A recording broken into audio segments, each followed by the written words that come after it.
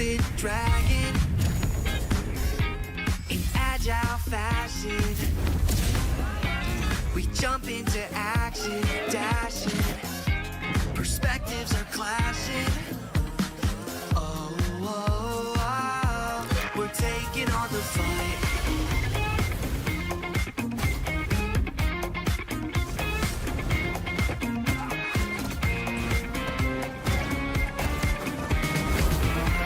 Jump into the showdown till justice is found.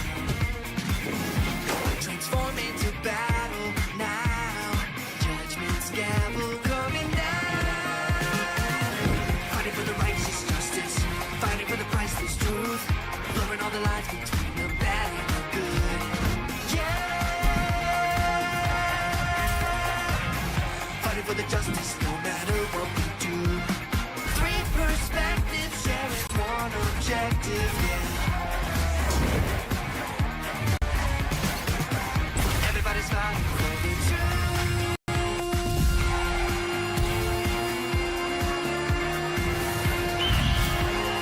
Justice calls.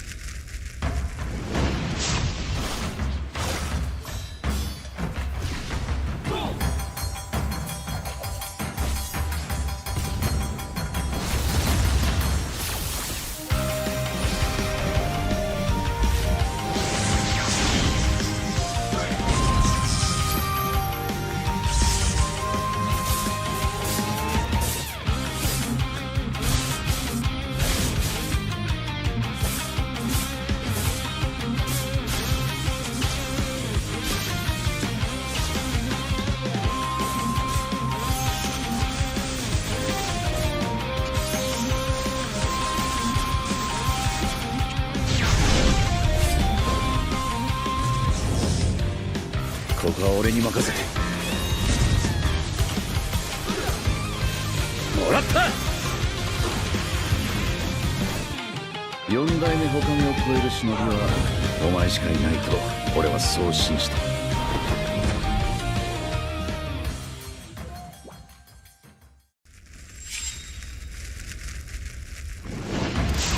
みんな、渦巻きナルトが帰ってきたぞ。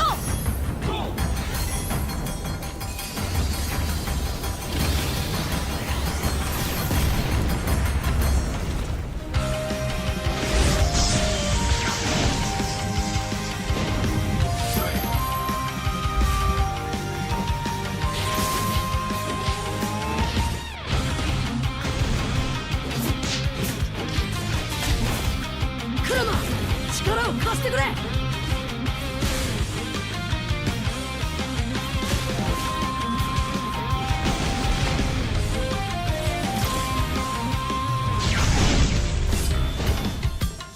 っしゃ、第7班ここに復活だってばよ。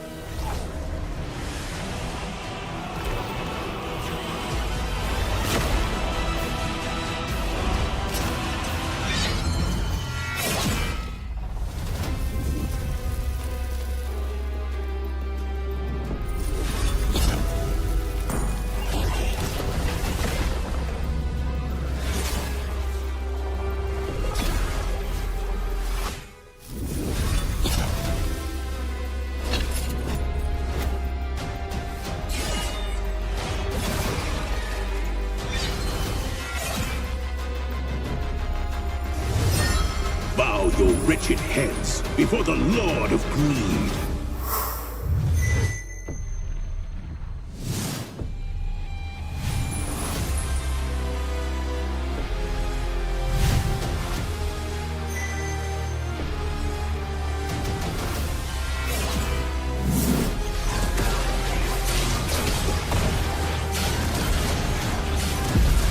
freed from your mortal coil.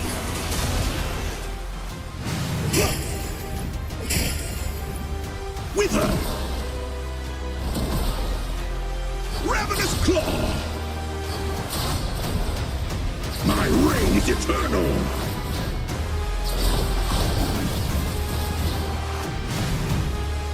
In the end, you achieved nothing.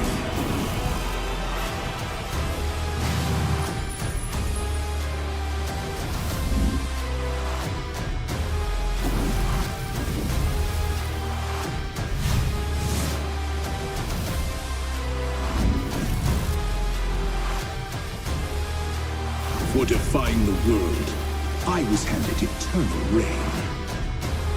The feast shall wait.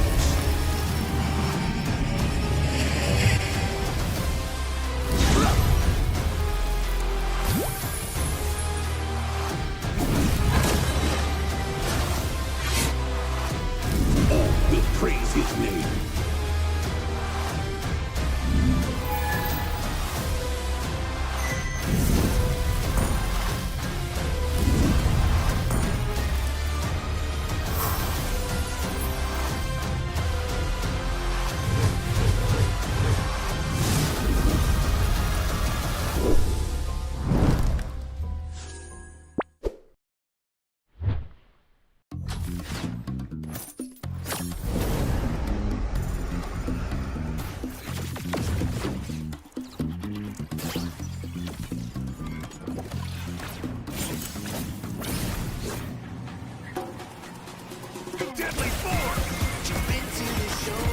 No one escapes the dragon's stride.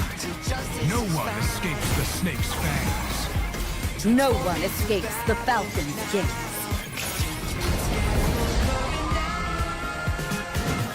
Fighting for the righteous justice, fighting for the priceless truth, blurring all the lines between the bad and the good.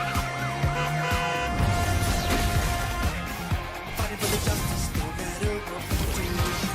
Three perspectives sharing one objective. Everybody's fighting for the truth.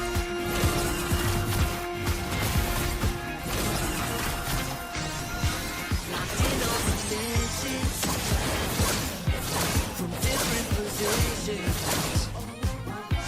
We fight with precision. The truth is our vision. We're taking on the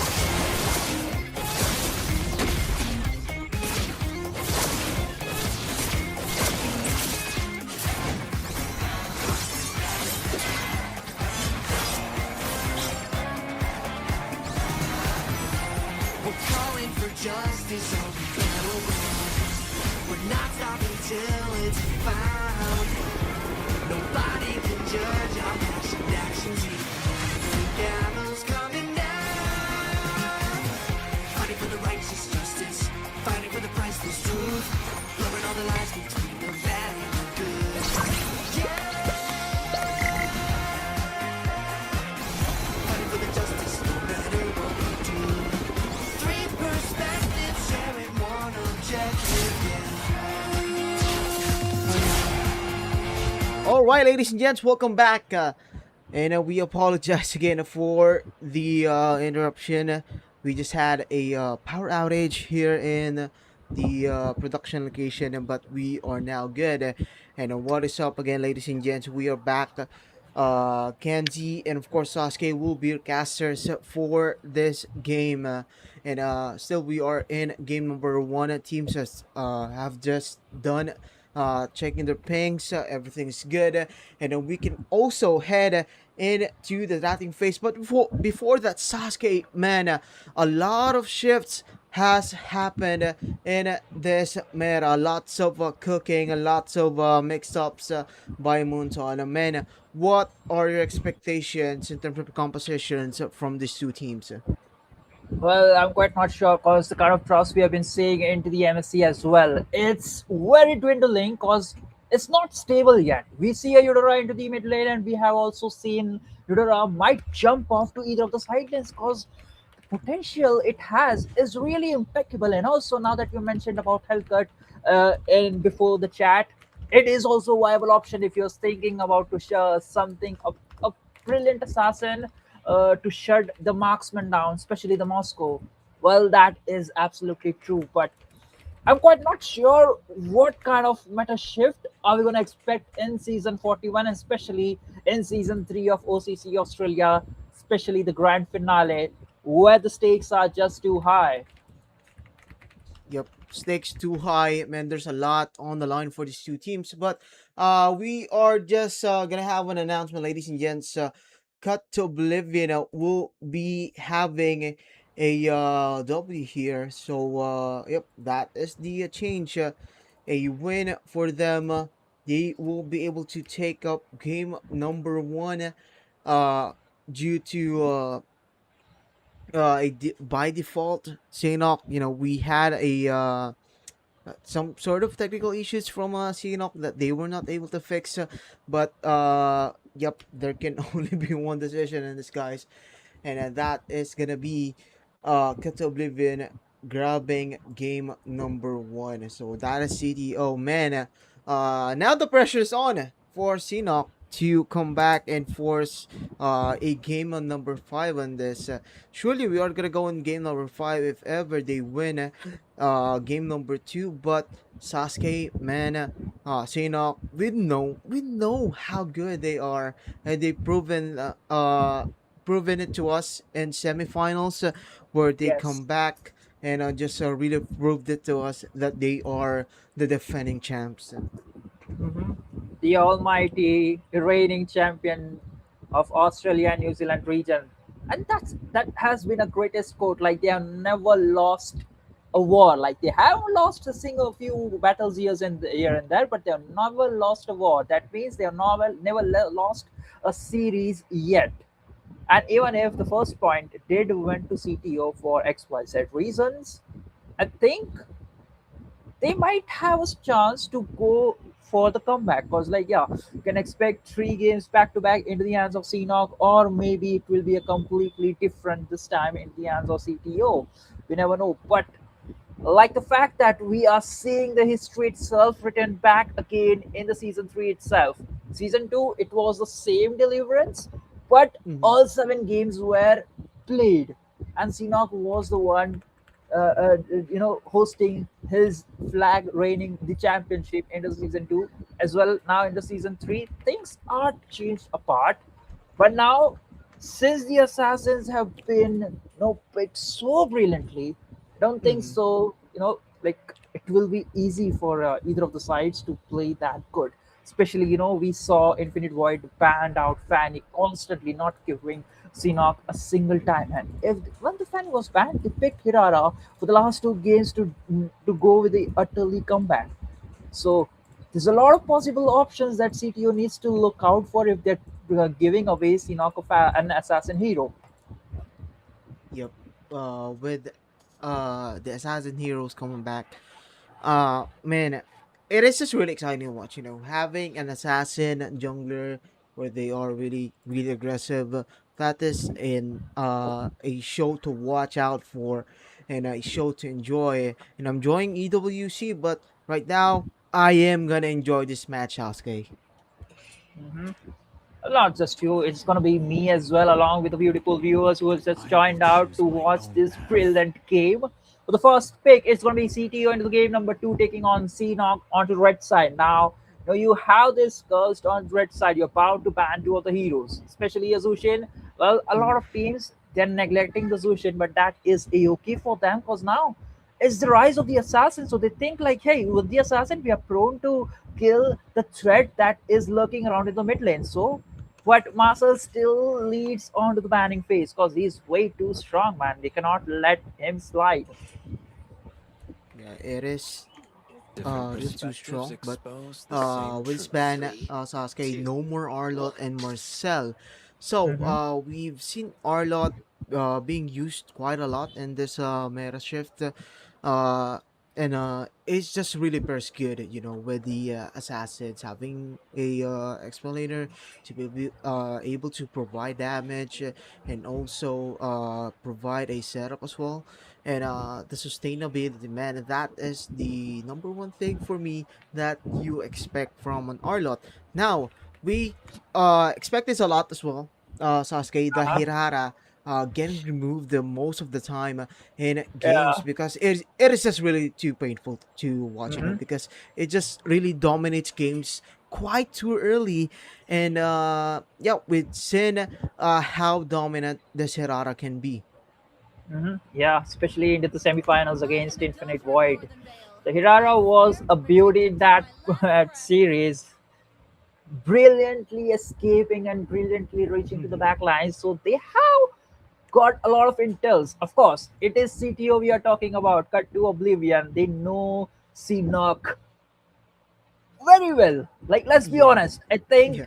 in previous seasons as well, like they have clashed the swords multiple times, and I think they are Yep. one of the true contenders that could go toe to toe against the Seahawks. So the final battle, I think it's going to be Fanny. If not, maybe something. Oh. Oh yeah, it has to be Fanny. Yeah, respect It towards has the to be. jungler of Seahawk. Yeah, you banned out Fanny. That was viable. Even Infinite Void did, and also the previous contenders who faced Seahawk, but they let Irara slide in the semifinals, and now in the grand finale, CTO knows like, hey, these two assassins, we need to ban it out no matter what. Yep, they need to remove it I am no not matter the what. only one Now, bound by this there chain. is a ban on the Phobius, so it will be no Mhm. more. But this is quite interesting. A first pick All Harith right. for the side of CDO. Now this is gonna go, of course, to Andre Siri on the goal lane. What can be the answer here for the side of Shinnok? On Esmeralda can be good. That is Yes. gonna be a the direct counter on the Harith, but there's still a lot of options you want to prioritize if you're going for a certain composition. And of course, if you are Shinnok, you want to have something to answer against the Harith. But there's also one thing they need to consider is how will it affect the rest of their draft. But keep in mind, a Beleric is back in the meta as well, and as we expected, an Esmeralda and a Beleric will be picked. Okay. No questions asked. You pick two of the best frontliners ever, seeing the Harrod, but that gives CTO quite the leverage to go something beyond the charts and maybe give space to Harrod, maybe a crowd control into the mid lane. Along with it, a Minotaur, maybe Atlas would sound sufficient. Mm-hmm. And you are right on that one, and they are gonna bring us back to the old meta with this backshot pick. Taslim is on the backsha, okay, and Okay, Jericho City. Uh, who else is gonna pick this other than him? It's gonna be Selena. We've seen this in the semifinals, Sasuke, how accurate Jericho City is. He's like the Stephen Curry on the Abyssal Arrows, and it is just really on the spot. That is a great pick, having to be able to uh be away from the Wrath of Dryad from this Bedouin, and cancel it out with the Abyssal Arrow. That is possible though. And an answer from Sinok on the mid is can be expected, and we can also expect them to pick up the Explain, but no, they will pick up the Assumption. Okay. well, that was left open. I was also thinking about Kimi because now you have the Esmeralda, you Yeah. also have a Belric, you have two of the bulky frontliners, along with a massive crowd control and a shield shredder, Esmeralda. So if you pair it with a Kimi to just deal with the Baksha situation, that is also a viable option. But they go with the Zushin, the lone mid laner that was left open. They secure it with the first three picks. Sinok is looking quite strong, but CTO Yeah. with the response of Baxia and a constant stunts coming in from Abyssal Arrow is going to be something that they could gain a Gaze control into the early upon game. the But that edge is of the all. void. Yep, and that is all. Oh man, the ban of the Nolan. Again we are in the assassin meta. Of course, it's gonna be Yeah. expected. The burst damage is really there from the Nolan, but in the late stage of the game, it's just really hard to pull off. Mm-hmm. Especially if the enemy has control over the map, it's gonna be hard to pick up and do a back door play unless also you have the Luo Yi, which is not quite in the meta yet. We can't see the Paquito being removed. And earlier I saw this in the gold lane being used by SRG, and it did not work going up against the Claude, and they paid dearly for it though. Hmm. Mm-hmm. Well, that was a kind of a 50-50 situation, but final pick coming in from CTO, it will be either Ling or maybe a carry. Now, carry seems a viable option because if Sinox gets a hold in onto carrier Claude, carry most probably because she is a viable choice to melt down or shred down tanks instantly. It's going to be Mm-hmm. a big trouble. Yep, it is gonna be huge. And they removed the Guinevere. Actually, this is a great Oh, ban, going up against the tank jungler and being able to have a additional crowd control and damage. And uh huh. how who can forget also the break armor from this Guinevere. And Mm-hmm. I am looking towards a what can they pick here?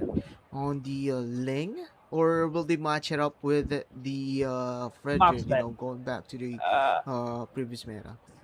I think Sinok would try to prefer for a marksman over here, and Mm-hmm. then give the final pick to the jungler because it makes a lot of sense. Because if you're playing a lane, you need to make sure what Oh are the other my. options. Yeah, it has to be Claude or carry the one of them taking on to the three members of CTO. For the final pick, what do you need? You have the frontliner. You also have a support into the mid lane. Yeah. A crowd control only if the abyssal arrow locks on. Mm-hmm.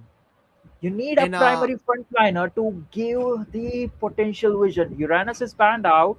I think a mhm. high loss, you could squeeze it up into the XP lane. Now it would be hard to digest, but it still works. Okay, they go with the Roth, they go with the Oh, Chow. okay. So now this is a direct counter on to the Esmeralda. Again, the Mhm. break armor is just really, really useful, and also the early game damage from the Derot is just one of the things to look out for. And we've seen this a lot as well in the EWC being picked a lot is this Derot. And I just have to ask you, Sasuke, what has changed in the Derot? Why is it being used quite frequently in the pro scene? Well, the last time I saw the patches update, it was a 75% physical damage break from his enhanced second skill. That gives a lot of burst on him, especially against this kind of a tanky crowd control options. So it's a win-win situation in a lane against Droth and Esmeralda, Mm-hmm. but overall they need a massive crowd control option, so he will not be the primary initiator, but he will be the damage dealer or the mid-fight buster with his ultimate to shred massive things. Yeah. The final pick will be a Lee Shin. That is also a good pick, but Mm. the Tirod pick is just tilting all the way the draft into the hands of CTO. Yeah, I think that there is gonna be the key for Kata Oblivion to burst down these squishy heroes and also provide that much needed break armor so they can burst down heroes as well. And Mhm. that is gonna come from the abyssal arrows. So Mhm. Jekko's here is not only gonna be a utility, it is also gonna provide a lot of damage and think Seanock is gonna feel it, but we are gonna feel this game number one of pressure as we enter the land of dawn, ladies and gentlemen. This is it, the start of the grand finals. Legacy is on the line for these two teams.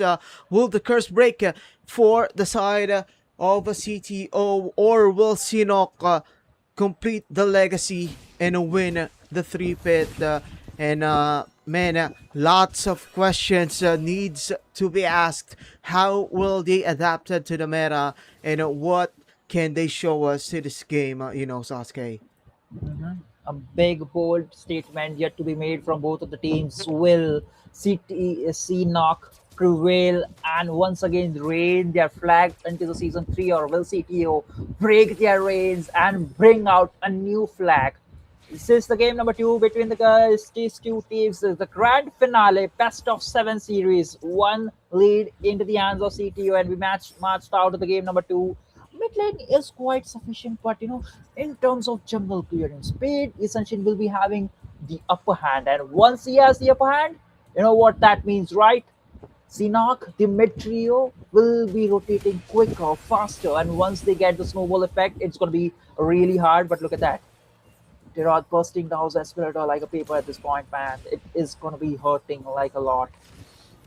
Yeah, and think Froghaven is already feeling it, he forces himself to back away from the team fight because Sanmail and Virgil has just got that good chemistry. They know that they want to give Virgil a first blood to be able to provide Oh, a maximum damage, especially with the first blood bonus on the gold. Now with this turtle starting up, it is gonna be started off by Taslim. Now first with the chicken OCT. on Wex. The pressure is just really too much.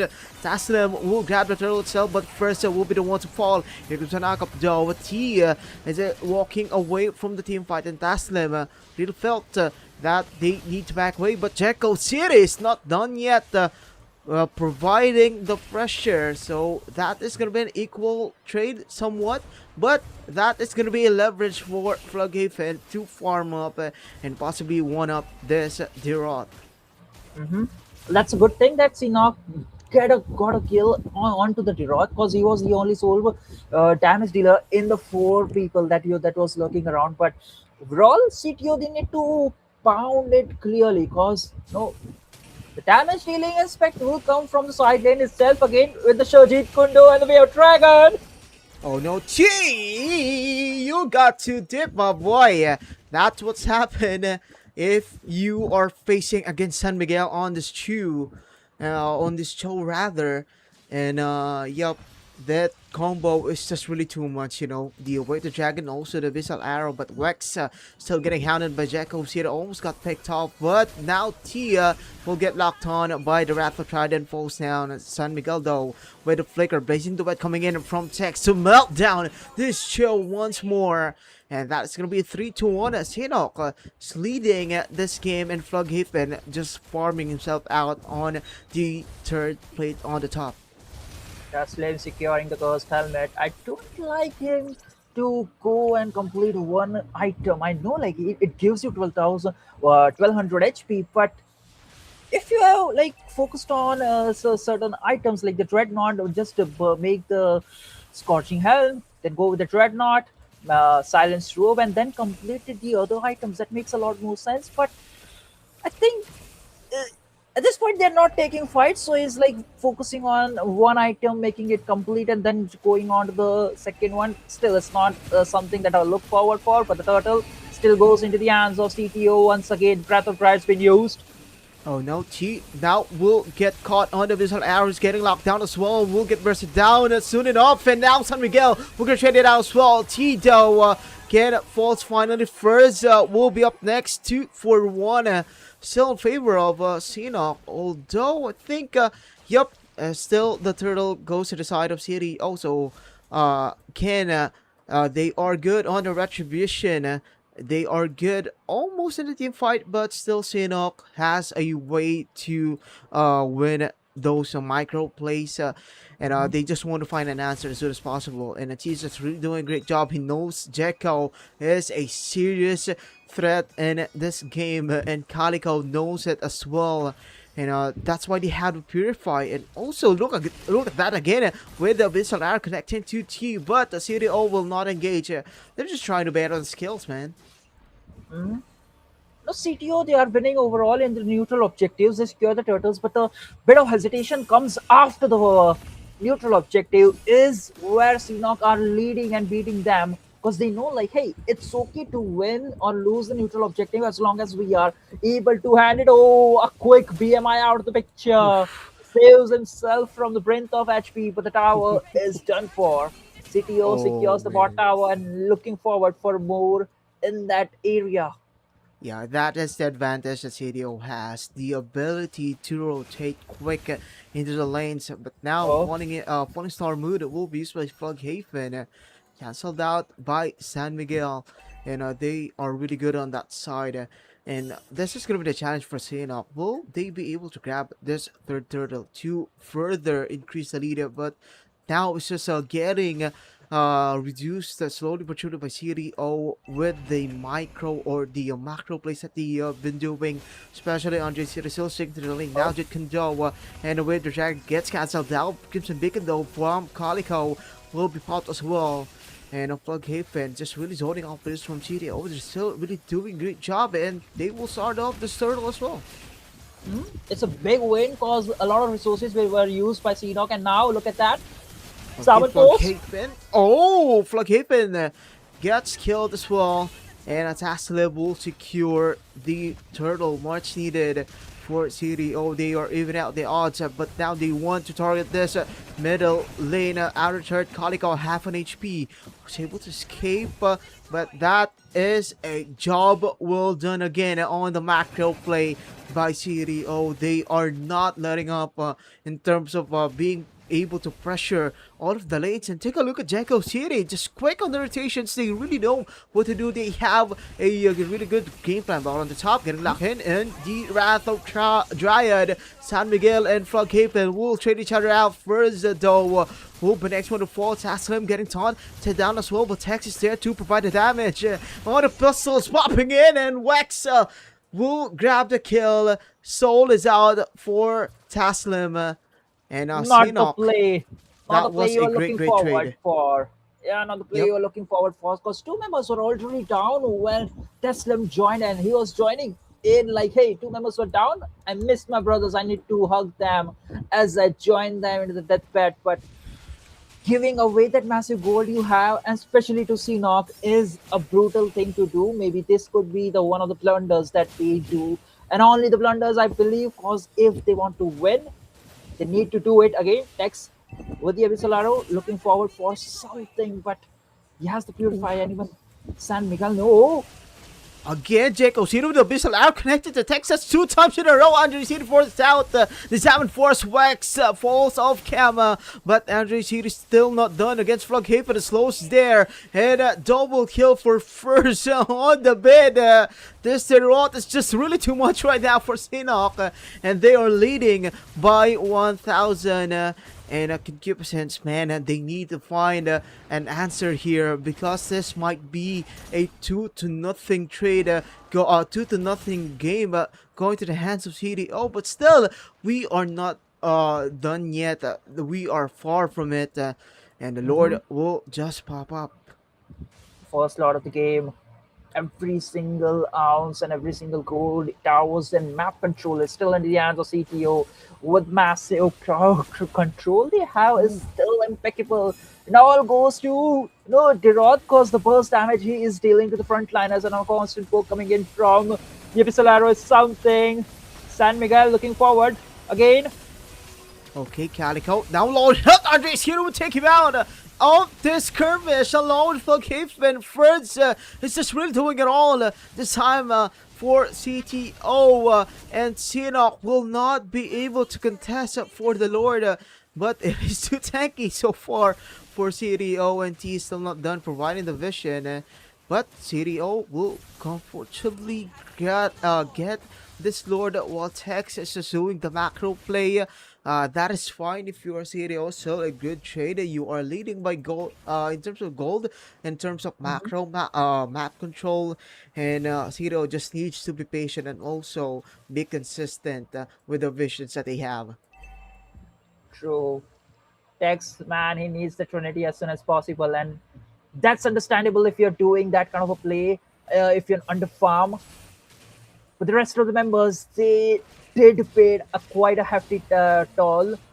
just for that one kind of a play. But now the Lord will be marching down, and that Andre City, he got the core item. I think all the three core items for the Harith is now under control. Yeah, Holy Crystal, Stallion Scythe, along with the Feather of Heavens. He's gonna hit like a truck. Meanwhile, Esmeralda not having the physical defense yet, even though Deroth is the one punishing him left, right, and center all the time. Yeah, and that is a crazy part, you know. They're just really relying on his base damage without the items. Just a few ups on the Fear of the Hammer for additional damage on the penetration as well. And they need to look out for this the Roth, especially if you're CDO, because you don't want first diving head on first in this game, because he might get really picked off, even though he has armor. Now having HP first, just like what I said, you don't want first going in ahead first with a Winter Crown get activated by Taslim. He will still fall, and Tex still not done in this fight. A 3-for-0 going to the side of Sinok, and they are just still not done. This might go to a really long game. I can feel it, you know, Sasuke. One big mistake. Three members been caught in the wrath of Christ that kills Seat Knock an ample amount of space to deal the damage. Now with the three members down, they're looking for more. Okay, San Miguel was able to pop in the Jit Kando, but he will get punished. Just enough to buy some time where they will still lose their tier 2 on the mid. But TDO, man, they are gonna slowly but surely lose this lead. But if you are Sinop, man, you really need to be on the spot with your pressures. You be consistent as well. But the good thing about CTO is, yup, Jekko's here is still on the spot with a Abyssal Arrow, and that is a really great thing, you know. You have this Selena who can provide check on the bush using the Abyssal Arrow, the Abyssal Trap as well, especially with the Sword up. Again, the macro still on the side of CDO. We are 4-4 in terms of ticks in the third sides, and Sinok will start this off. San Miguel trying to find an opening. Taslim will roll his sleeves up on to the bench, targeting Plug Hayfed, who uses the Purify. That was too early. Now getting popped in is Taslim on the Lantern Flare. Text though, oh, gets backed up by first. Who would have thought that would happen? And now Taslim will be next up to fall first, so we'll get punished finally. 2-for-1 trade, but still not done as Andre City. No more ultimate for Andre. Popular Immortality for San Miguel. And you see it again with ultimate, and they will kill off Flughaven. A much needed trade, 2-for-2 so far. And what is up next? Yep, they will remain patient and clear up the main waves, because it is gonna be a long dance on the Lord. Man, if and only if Tex did not die, things would have been pretty in the hands of Cena, because that first I did not know who busted him, but at the end it was Deroth who punished him down with 1 HP. He used his flicker, he saw that, hey, the main damage dealer from Sinok is very low. I'll just use my flicker, make sure I'll punish him left, right, and center, and that's there. Even though he died, he took a crucial part along with him. Yep, a really crucial part on that play. But Jekko City again, man, how many times are you gonna get hit by this Abyssal Arrow? Jekko City is just really unstoppable at this point, really on the spot, even though he has 1 death. So they forced out the Zaman Force from Andre City. That is a good thing, but the cooldown on this shoulder is quite low, so think CDO will be fine in this situation. Half an HP is the Lord from behind coming in. Taslim, who is low on HP, pops in the Winter Crown. Blazes wet though from Tex. Taslim himself fall down, but now Andre City grabs Wex's life and getting locked on is Flughaven. He will not escape the pressure, the damage from Andre City. Might go for a maniac here, but he is behind, and the Chase T was able to escape with the mobility intact. 3-for-1 total trade. All kills going to Andre City. Andre City though still targeting down T, who flickers through the wall, through their base, and now CDO will look to finish this game. How will they do it though? It is not done yet. What a ton by T to drag the minion way to the side. 2 base hours stolen away with just one play, and the Lord is still up.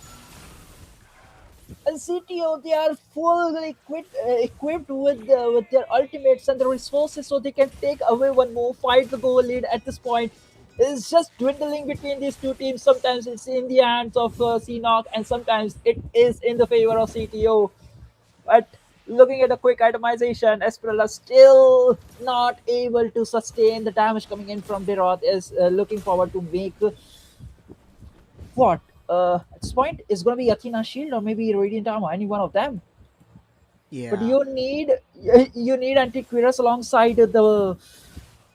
I forgot the itemization name. That's the one which is helpful against the Justice Squadron, the one which the Roth had made. Yep, that Justice Cauldron is against is for techs to be specific, and it is gonna slow down the attack speed and also have them slow down the damage as well, so they can sustain it further into the team fights. Keep in mind, sustainability is on the side of Celero. TTO getting kicked from behind. ST and he'll fall down, and it's happened for the sub 400 CD Fonte against Flughaven. Tex still not popping up. They blazing to wet, and he will remain patient with that one. Beastal Arrow, Jacko Series is really too much right now for them. Tex was able to dodge it, and they will give away this Lord as Sinok will prepare for another defense against CTO. The one which was struggling is now looking on the engage, on the attack towards the almighty king of the Australia-New Zealand region. 14-15 is the score, and the brilliantly, draft favored that CTO did with the Roth pick is literally making them win in this point. Jaco City trying to poke them a lot with the Pistolero and Gibisville trap at this point, but that's okay because Andrew City is the one that CNOC needs to look out for. Yep. And they will need to look out for this again with the blazing, the wet popping up from Tex. Bissell Arrow was used on him, and now getting kicked from behind is Wex. That's the photo. The base will be no more, and game number 2 will go to side of CDO as they take a 2-0 lead against the defending champs. Oh my god. It's just like you predicted, 2-0. Imagine you made a bold statement in a rhetorical way. Like, imagine what if CTO managed to 2-0? It will be a big toll on CNOC, and that's what we are saying at this point. 2-0. The unthinkable, the unimaginable. A big question on CNOC. Have they lost the touch? Man, they are showing what we expect from them as an underdog. The relentlessness, the passion in this game. It shows that CTO has Sinok figured out of, even though there was some lapses, especially in the early game from CTO, they were still able to win the game with the macro play. Man, how systematic is CTO? Really just outplaying Sinok in terms of macro, and it really did a lot, especially in the late stages of the game where they controlled most of the map most of the time. Mm-hmm. That's true. Well, most probably we saw a lot of games where CNOC wins is on the blue side, and now into game number 3, they will be on the blue side. So if and only if CTO managed to defend it and win once again the game number 3, it will be a big thing for CTO to reach to the match point. Yep. And the pressure on match CNOC point. will be very high. Yeah, the pressure, man, the pressure. Again, we talk about this a lot. Being pressured in a finals game is not a good feeling. It is hard to overcome, and a pressure like this really breaks most players. But again, they have proven themselves to be two-time champs. Sinok, man, we are gonna see a lot of adjustment from them, but we are blown away by CDO with a pass meta composition, shutting down an assassin jungler type of composition by Sinok. And for me, Sasuke, the main key from TDO, uh, which made it possible for them to win game number two, was the derrot itself. That's true. I completely agree with you. Because that one pick totally surprised me as well. And I was like, yeah, it's gonna broke the EXP lane meta as well. Because you see, you pick a lot of crowd control option. You pick a Yuzhong, you go with the Sora, you go with the frontliners like Esmeralda, Uranus. And now Dirot is there. So there is a potential option that he will be bursting down your left, right, and center right from the beginning. It's not like he needs a level 2 or level 3. He can just burst you down right from the level 1, unless and until you go and help down and make sure you shut down that hero.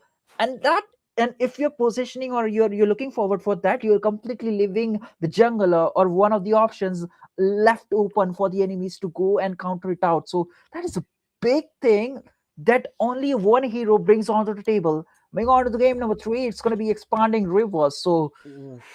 we can say like the far lane heroes could also now compete into the neutral objective, especially.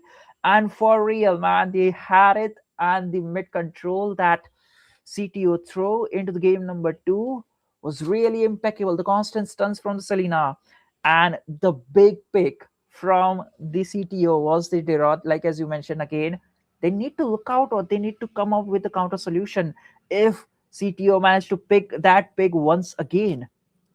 Yeah.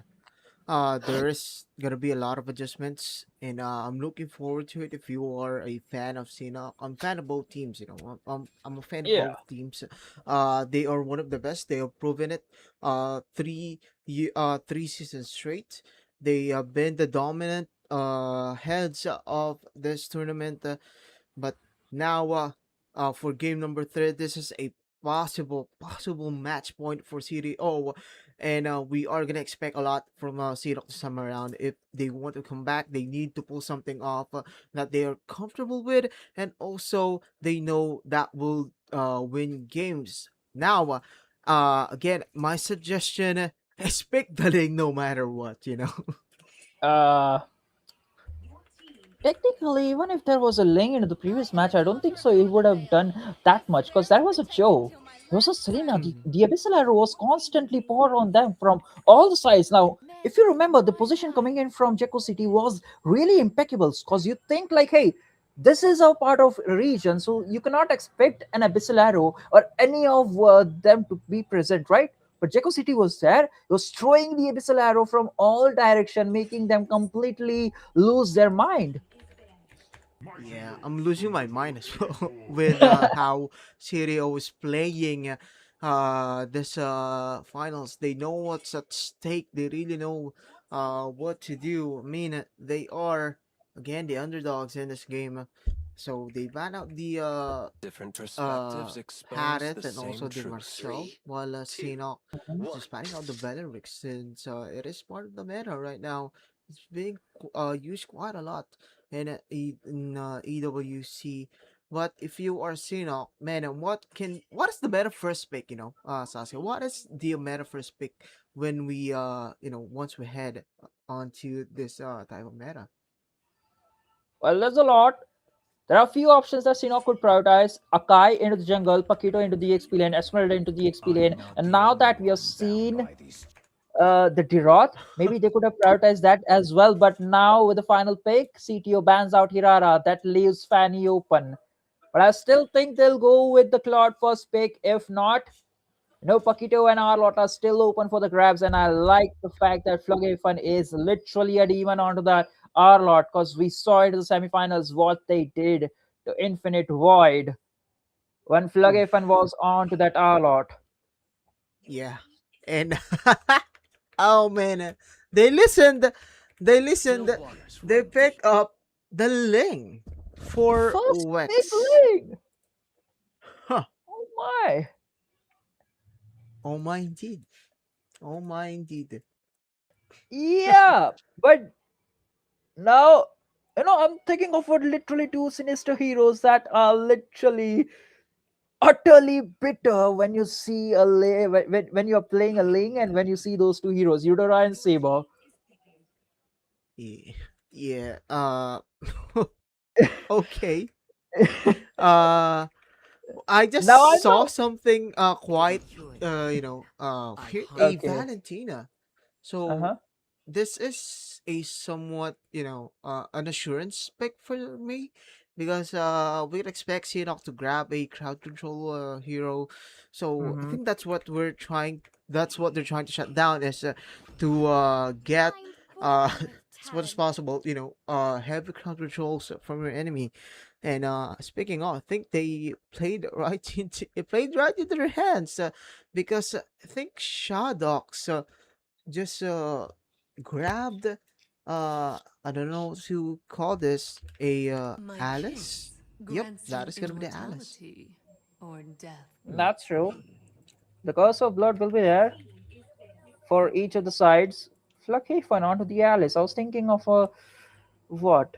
The Arlot once again, but that's okay. They have the Alice for the frontliners and also for the engage. We'll just hop onto the walls and with the Tempest of Blade, do the needful. Oh, Zetian. I know which ultimate Jekko City is going to be stealing away. It's going to be Zetian, the Fury of the Phoenix, will be doing the Ooh. needful. Along with the Paquito, the heavy jabs, and the uppercut. That's there. And the ban coming in right on point. CTO banned out the Kufra, making sure that Paquito has the space for everything he needs to do. Yeah.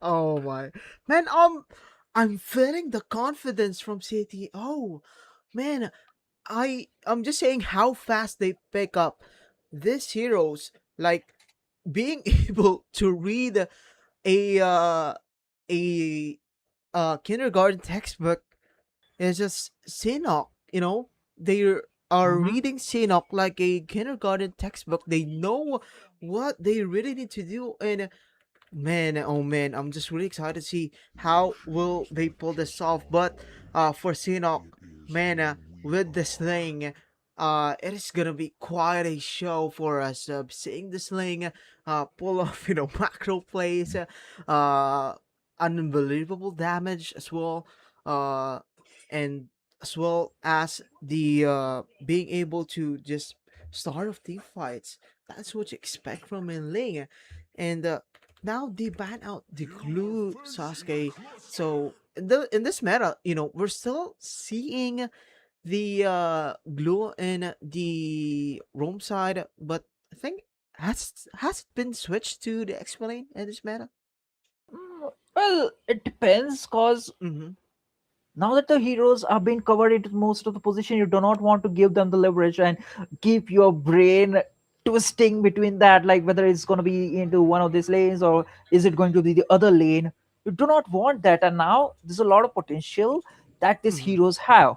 And with the link, you're trying to go with a 4-1 composition and make sure the link gets the funnel items. Like you throw him onto the split push thing, and rest of the Mm-hmm. team will stay at 1 point. You have the Alice, you need someone to engage.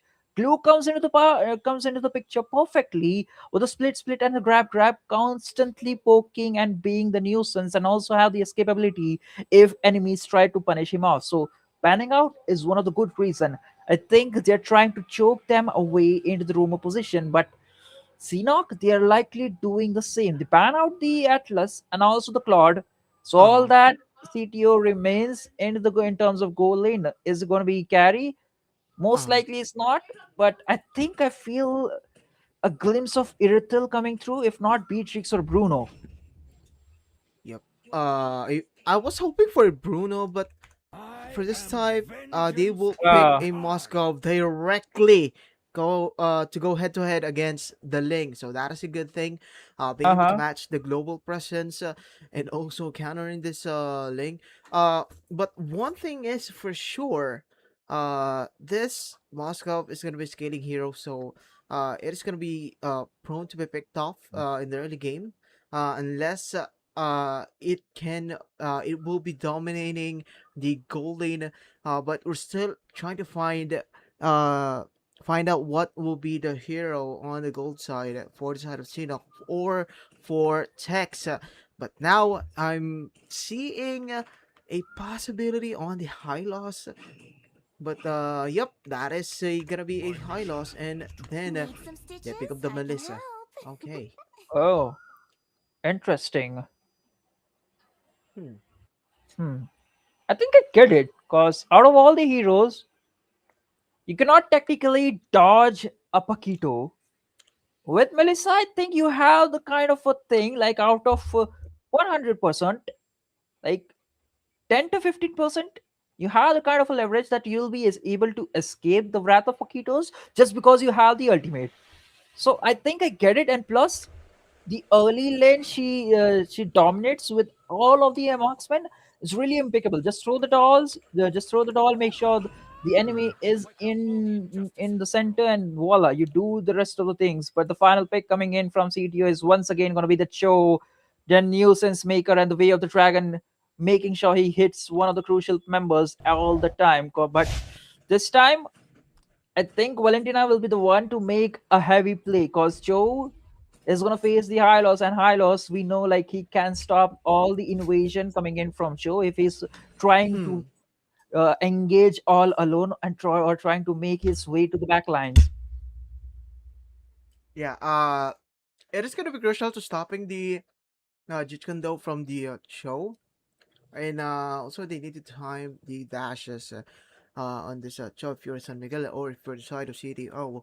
And patience is gonna be the key for these two teams, especially on the gold side, because we all know that these two heroes are gonna need the Trinity items to be Hmm. able to have a really really good team fight, or to be able to provide a really really good damage. But again, we are really excited to see to head into the land of dawn, and here we go, ladies and gents. Game number 3, we go to our grand finals. Concupiscence against the side of Cut to Oblivion. Cut to Oblivion leading by 3, by a 2 to nothing rather, and it is their chance to get that match point. And the main story here is Sasuke. Will they be able to finally block the legacy getting built up by Shinnok, or will Shinnok get that much awaited three-pit in this tournament? A big thing to say, but I think I'll put my bag onto the Seahawks because they might win this game for sure. Because the early game, they did not have into the point, but man, the Cho and Paquito, they really make a lot of quite a good combo. And once into the first turtle, they get couple of kills alongside the turtle. Things might go Mm, different way. yeah, it might go that way, and I'm just really want to be aware of this show. I know that he will still be able to reach a back line, especially with the T having mobility unless he pops in his skill. And that is one thing that Hero needs to look out for. Hmm. It can be a go signal for them once the skills up for this high loss, once the mobility is gone. And that is where we can expect, San Miguel to just go in and find them a, really really big fish to fry if you are City. Oh, but Uh now oh. the turtle is up. We are in the 2 minute mark. We are gonna expect some explosive plays here. Okay, Jekko going in against T, but San Miguel just really providing a good damage on Wex, as Ataslam forcing up his attention on the turtle. Here we go Uh, with the ultimate being stolen by Jekko City, but the retribution is on tap. Taslim falls down though. and 1-for-1 trade, and the jungler will be taken down by on the side of CDO. Mhm. They stole the turtle, but Seanock do manage to take out the jungler, and that too Vex was the one to steal the kill. Overall, Seanock, they're looking into the primary quite a good position, but CTO, they need to look out for a lot of things. And one thing I again managed to see that this time the XP lane is going to be Shadox instead of Flughaven. So I think that the member change into the hands of Seanock might give them the quite the leverage they needed into the previous game as well. And look at that, Shadox is looking forward. Look at the tankiness he's able to sustain. Man, he's like a bulky boy. Yep, he is really bulky, and I'm really seeing it clearly that CDO, man, they are not losing confidence even though they lost one. Especially their that was a jungler loss. When look at San Miguel just really being able to play the Jit Kundo uh quite elusively. And that is what you want to see, as a Cho user. You wanted to fake out skills, battle skills, and also being able to provide a good vision for your teammates to use that crucial information is Oh, really SOD. useful, as Andrew City uses the spirit destruction, as he was able to black out with the growth pathway that he crosses out from Jericho City. Now both teams will disengage, and we are gonna see something on the top lane, as the turtle will spawn in just a matter of 10 seconds. First, trying to chase down, and here comes the punches as well with the purple requiem. As Shadows falls down, and that's gonna be 1-1. CDO still leading in terms of gold, and they will start off this turtle. But San Miguel's is Member really not advantage. done yet. Trying to kick away. Wex cancels out, and no more engagement from the side of Seanock as they lose this turtle once more. Well, they were member advantage. CTO, they got the accelerator onto the top, and again, Tempest of Blade was not available in the hands of Link, but he gets the Berserker Fury, the first item, the core item, and now I think he'll be able to punish a lot more than that.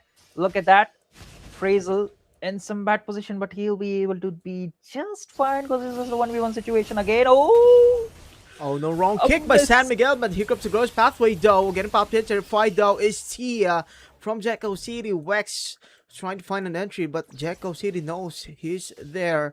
He's able to IMU the growth pathway itself, still using it. What this is unexpected, because we usually see Jacko this Valentina against the Zatian using the IMU on it.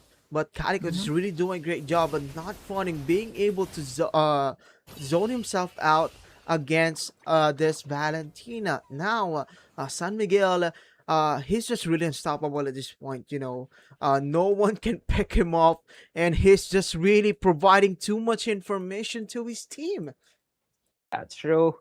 This meta in this patch, information is the key, and that's where rumors try to shine. With the information they get, they also get a good bit of EXP alongside the gold. So everything that San Miguel is trying to provide them is also advantaging in terms of gold, in terms of everything. Might be a bad position for Valentina. Jacko City forced to use down the flicker and now has nowhere to run.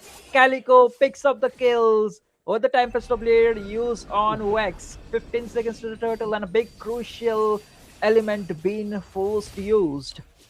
Yep, once that dash was out, it was go time for Wex to finish off Jacko City, but the kill will go to Calico. Much needed one. Here comes the purple Requiem and the trade. Taslim getting the kill. So that is a total of 1-for-1. Again, going to the side of on this turtle on the bottom lane is CDOT providing the vision that his teams need. And Wex just really forcing up on the farm again over the Gris pathway being stolen by Jacko City. Getting pushed back, getting punched in. ST as he falls down, and they're not done yet. Time to Blaze will be used by Wex, and the purple Requiem again. Oh my goodness, Jacko City though falls down along with Wex as a trade, a 3-for-1 trade. That CD also is really unstoppable at this point. And first, again trying to punch his way through, almost killing Calico again, or this text. And man, CTO, but it's just too much for Sinnoh right now. What is going on? Oh man, I think this is the time where we see the dethrone of the king. The back-to-back champions are now been struggling into the game number 3 with the 2 points in the hands of CTO. The one which we thought like, hey, this could be the advantage, but CTO did manage to got a 3 kills into the bag and a double kill for Paquito. That too is looking quite ferocious. Faisal, the Paquito Slayer, man. Man, it is just really quite entertaining, even though it is still one-sided at this point, 5k goal lead for the side of a Here is the CDO. Phoenix. It is really interesting as Carico falls down, and then popping in is the Thunder Pro and Taslim dashes out of the way, but he will get picked up by Shadows as he gets the shot down. A 1-for-1 trade, but still not done. Connecting is the Spirit of Destruction. Will he commit on it? And Anjay Siri gets the opening to do it. And 20 seconds in, we are gonna see the first Lord pop out. Right now, they need Tex into the battlefield because Vex alongside Calico is not able to dish out a lot of damage, and Shadox is trying to sustain a humongous amount of damage, but just because your team is not able to throw out the damage, it's just utterly useless no matter how much amount of damage you are able to soak up. Yep. Being able to soak up that much damage, it's just really too much, At this point, if you are leading by this, quite comfortable lead, but going on to the top lane first, going 1-on-1 against Wax. Wax almost gets picked off. That is a great engagement from first, forcing up the 1v1 as his team grabs the Lord itself. And on the defensive side, once again, will be seen up. Now, this is where they thrive. This is where they've shown us that they don't give up. And will we see it again, Sasuke? I don't think so. I think this could be a costly match, a costly Lord for Seanock. No Tempest of Blade. I think it will be there in quite 10 to 15 seconds, but Andhra City just picked up the Demon Hunter Sword. I think the Trinity is completed for him, along with the Golden Staff and Corrosion Sight. Now he's gonna hit like a truck. Oh yeah, that is there. Alongside Paquito onto the Sea Halberd and the Hunter Strike. So overall, CTO do have the gold advantage, and they are gonna give a lot of burst. Now the good thing is, like, Melissa, she did not have died once, so there is a slight bit of possibility that she could use the eyes on you, stuck it on 3 to 4 members, and with a go away, she could just block every ounce of damage that has been thrown to her. But that is just a big possibility that Seanock have. Yeah, and they're doing a great job actually playing the macro, and Andre City just really too much. Now the flicker in, Thunder Prone connecting, but he was stolen by Jekko. Ciro Carry goes, and Calico will get taken down with the kick from San Miguel and get picked off as well on the air. ST 3-0 for City. Oh man, they are unstoppable, and they will wait for a minion wait to possibly end this game. But I think it is quite early. No more Holy Shield on the top and on the mid as well, and possibly on the bottom will be next. Now on City popping in, needs to flicker out, does as well. Wax is just too fast on his hand. Wax almost gets picked up. Almost gets picked by the Spirit of Destruction. That almost went in. That's almost went in. I thought it was quite a double if it connected to one of the members. Just committed it. Andhra City with a Trinity, and now I think he's making his way to the Malefic gun. But that is there for the itemization. What just happened? It was all Frazel making sure that the backliners stay on put. Was able to punish one of the Calico, and was able to sustain the damage coming in from Tex, while the rest of them deal with the Shadows, and was able to melt down or push down T all the way back. Man, have you ever seen this kind of a composition? Because that was a perfectly used, perfectly paired ultimate's been thrown on from Seanock. You go with the Alice Flicker ultimate, make sure 4 to 5 members are there, and pair it up with the Fury of the Phoenix to make sure they landed perfectly in the tower. Yeah, And but it, just when you think like everything is paired up for the damage dealing, Frizzle comes with a different plan. He bursts yeah. down, he bursts down Kellogg's on face right into the inhibitor. Yeah, yeah, they are really good on that one, and that is why they are here in the grand finals. You know, being able to Uh-huh. synchronize the proper skills, and being able to capitalize on it. Sadly, they are behind in terms of gold, so they were not able to grab much needed kills.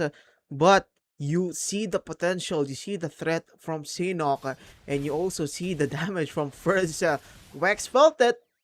Wex felt that one, and I think San Miguel has. Yep, he has the immortality and the wishing lantern up for Jekyll City, so that is gonna be a huge boost in the damage department for the side of CDO, and also the tankiness or sustainability from San Miguel. He needs the HP. He needs the additional life if he gets picked off, because Xenok is just waiting for him to uppercut with good skill play coming in by San Miguel, just waiting for the right opportunity. Now getting popped in by the Guinevere.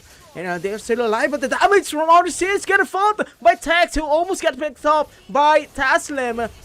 Uses the spatial migration to go out of the base. Is half an HP, almost San Miguel doing the work, but from behind is on Dre City. Base will be no more, and that is it for game number 3 for CDO. A back-to-back brilliance performance coming in from Cut to Oblivion. They have sharpened their swords into the season 3 and now just showcasing or strengthening the almighty kings who were once a champion, who were once an almighty, the conquest that they did, and now they are just in some depths of the darkness. A 3-0 score into the hands of CTO. Oh my goodness. How good is Cut to Oblivion have been? They have proven to be a dominant force, but not quite yet there. Still a 3 for nothing. They need one win to shut down the legacy, to finish the story, to finally win the championship here in OCC MLBB.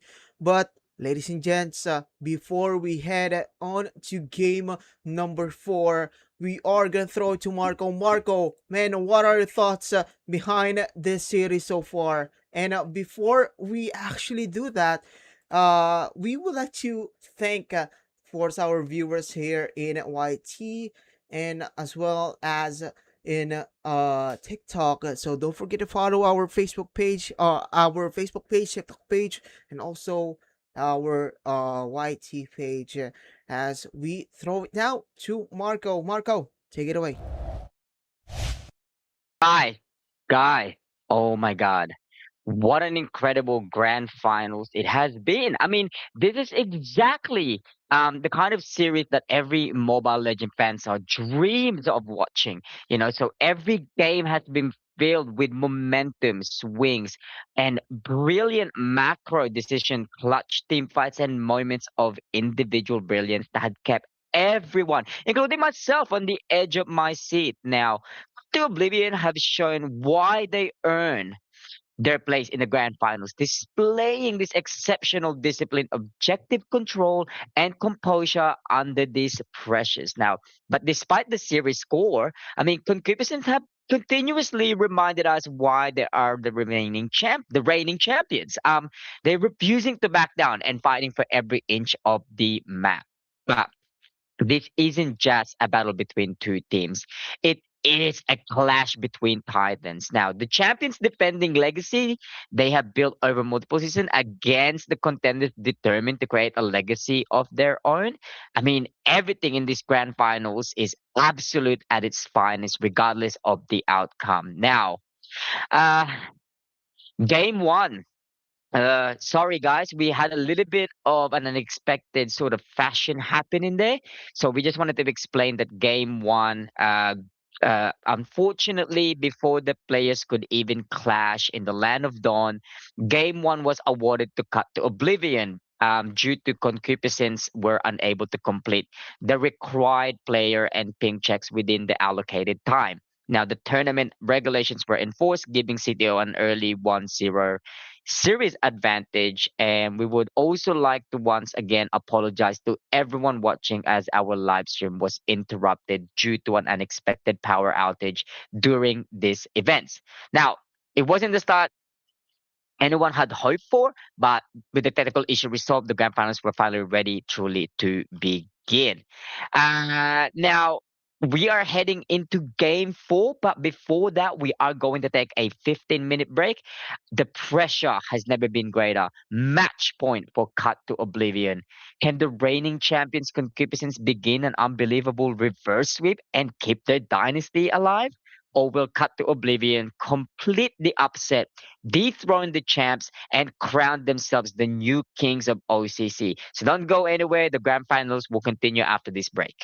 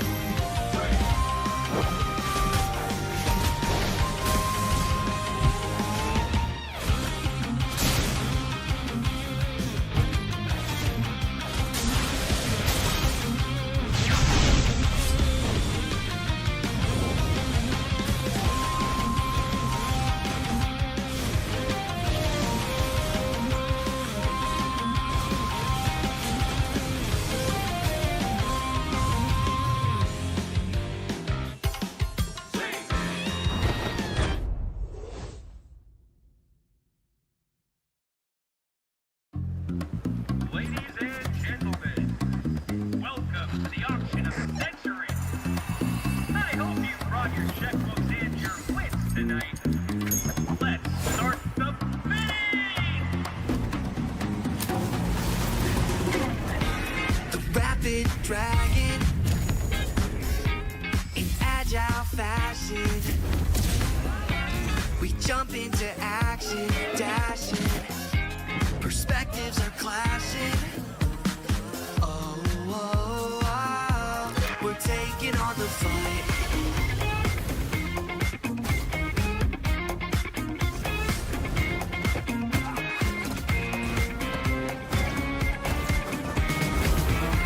Jump into the showdown till justice is found. Transform into battle now. Judgment's gavel coming down. Fighting for the righteous justice, fighting for the priceless truth, blurring all the lines between the bad and the good. Yeah, fighting for the justice no matter what we do. 3 perspectives sharing one objective. Yeah. Everybody's fighting for the truth.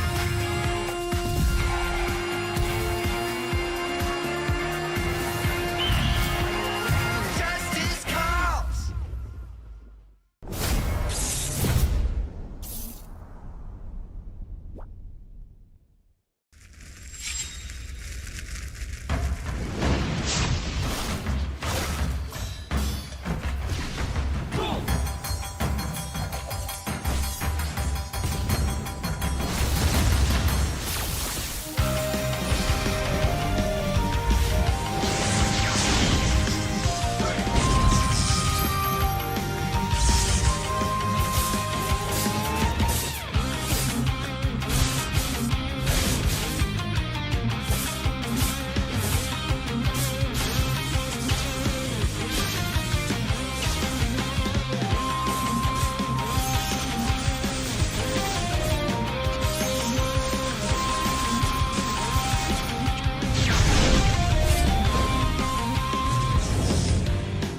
ここは俺に任せてもらった4代目ほかげを超える忍びはお前しかいないと俺はそう信じた。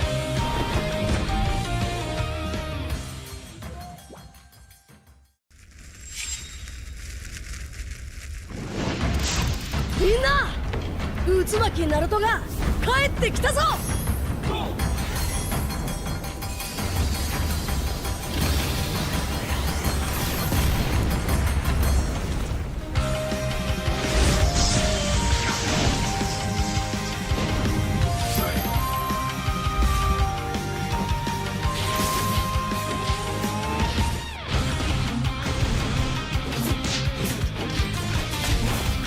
クラマ、力を貸してくれ。よ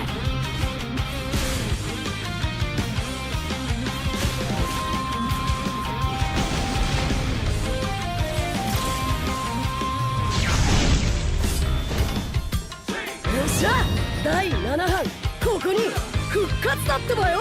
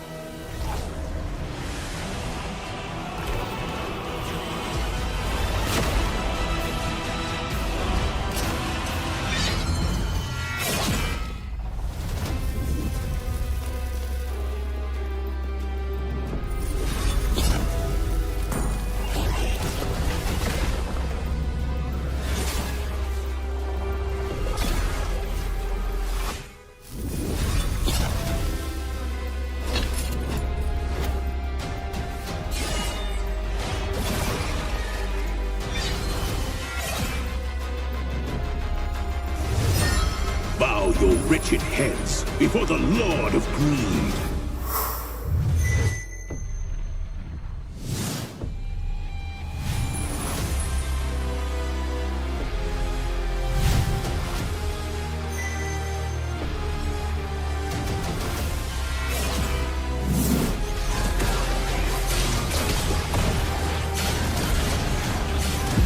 Be freed from your mortal coil.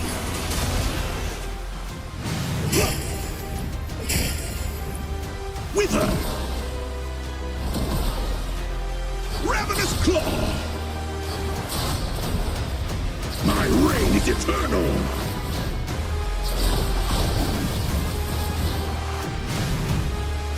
In the end, you achieved nothing.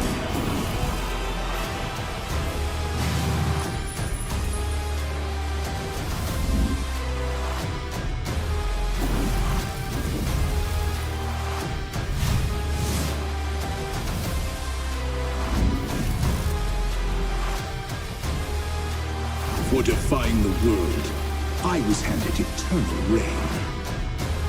The feast shall wait.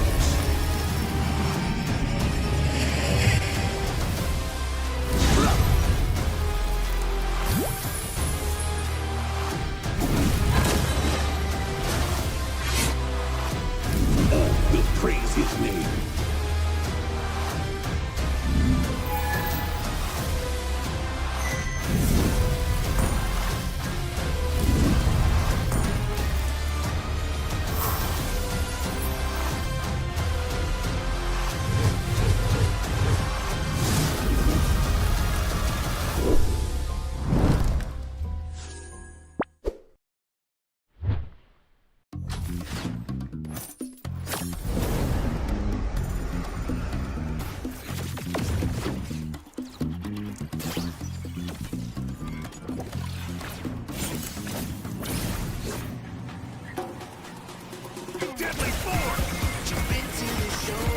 No one escapes the dragon's stride.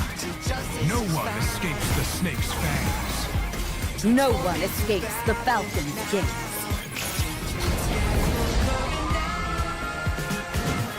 Fighting for the righteous justice, fighting for the priceless truth, blurring all the lines between the bad and the good. Fighting for the justice, no matter what we do. Three perspectives, sharing one objective. Everybody's fighting for the truth.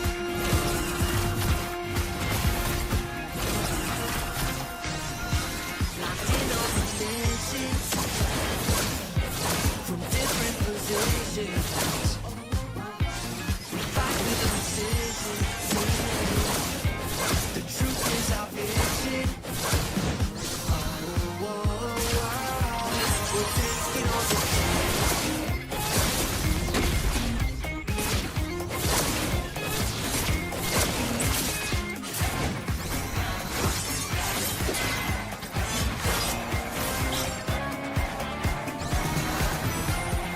calling for justice on the battleground. We're not stopping till it's found. Nobody can judge our passion actions here. The gavel's coming down. Fighting for the righteous justice, fighting for the priceless truth, blurring all the lines between the bad and the good. Yeah. Fighting for the justice, no matter what we do. Three perspectives sharing one objective. Yeah.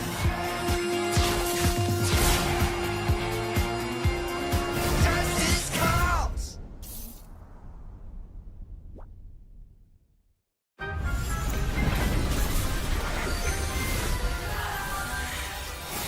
What shadows will I find lurking in your reflection?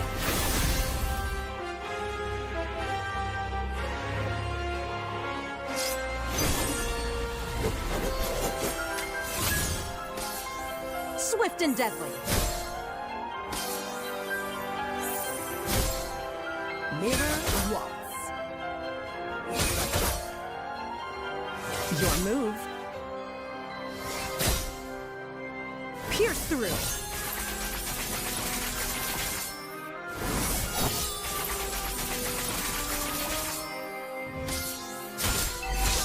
Guide my blades. Sharp as the truth.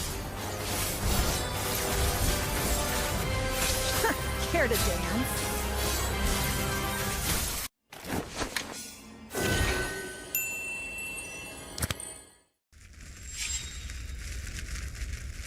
Minnaを守るために、私はもっと強くなる。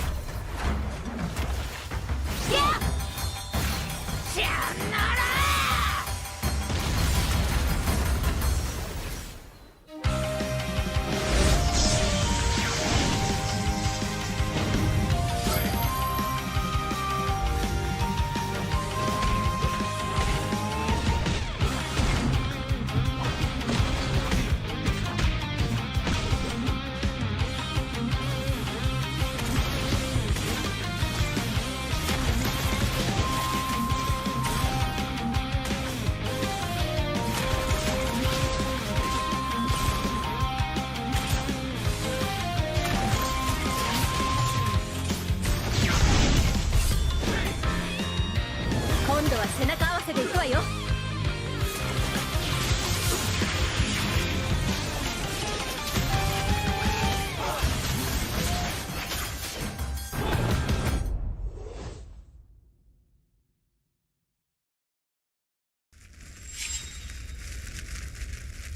見せてやるよ。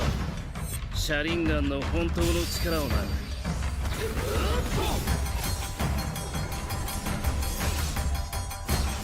力が湧いてくる。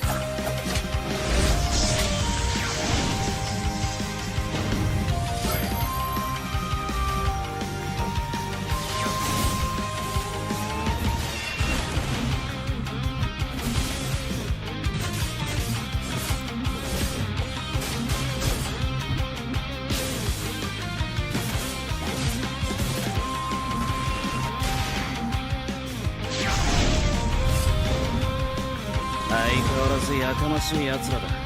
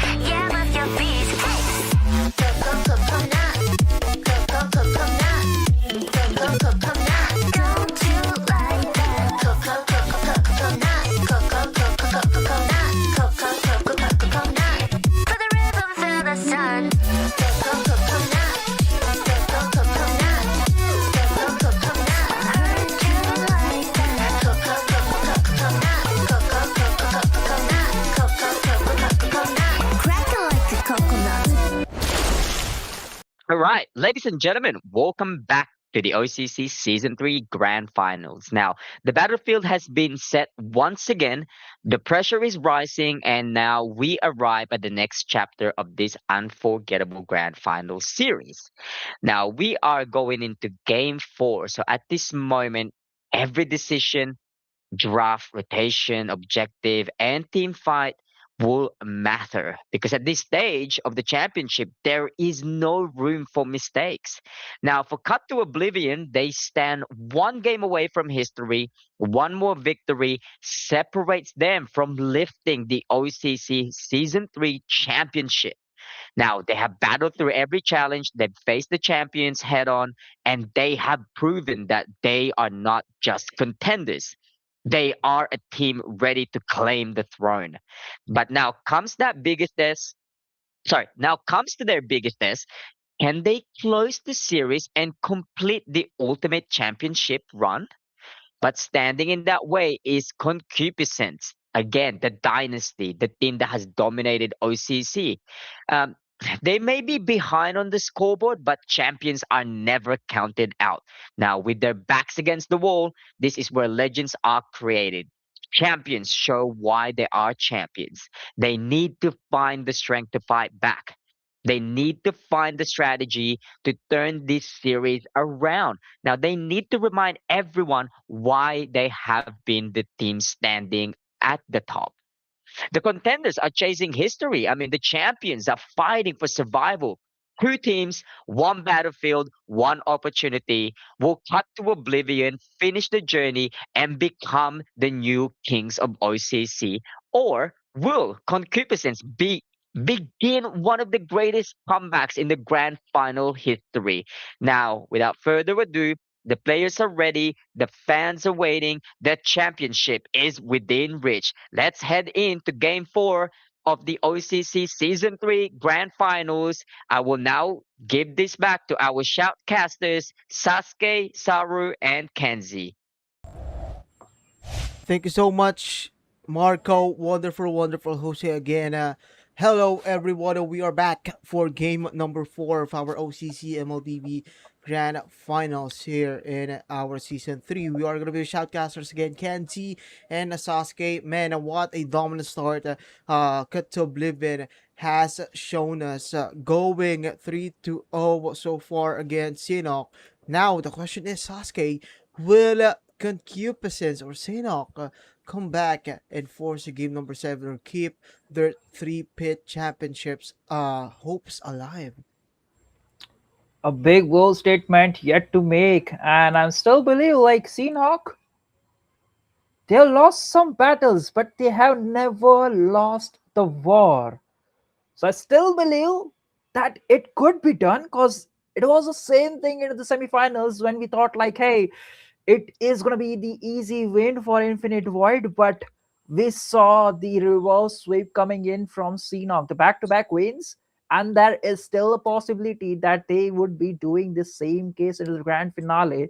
But it is going to be a tough, and one mistake will cause them brutally, and that mistake at this point, at this stage, will cost them the grand finale itself.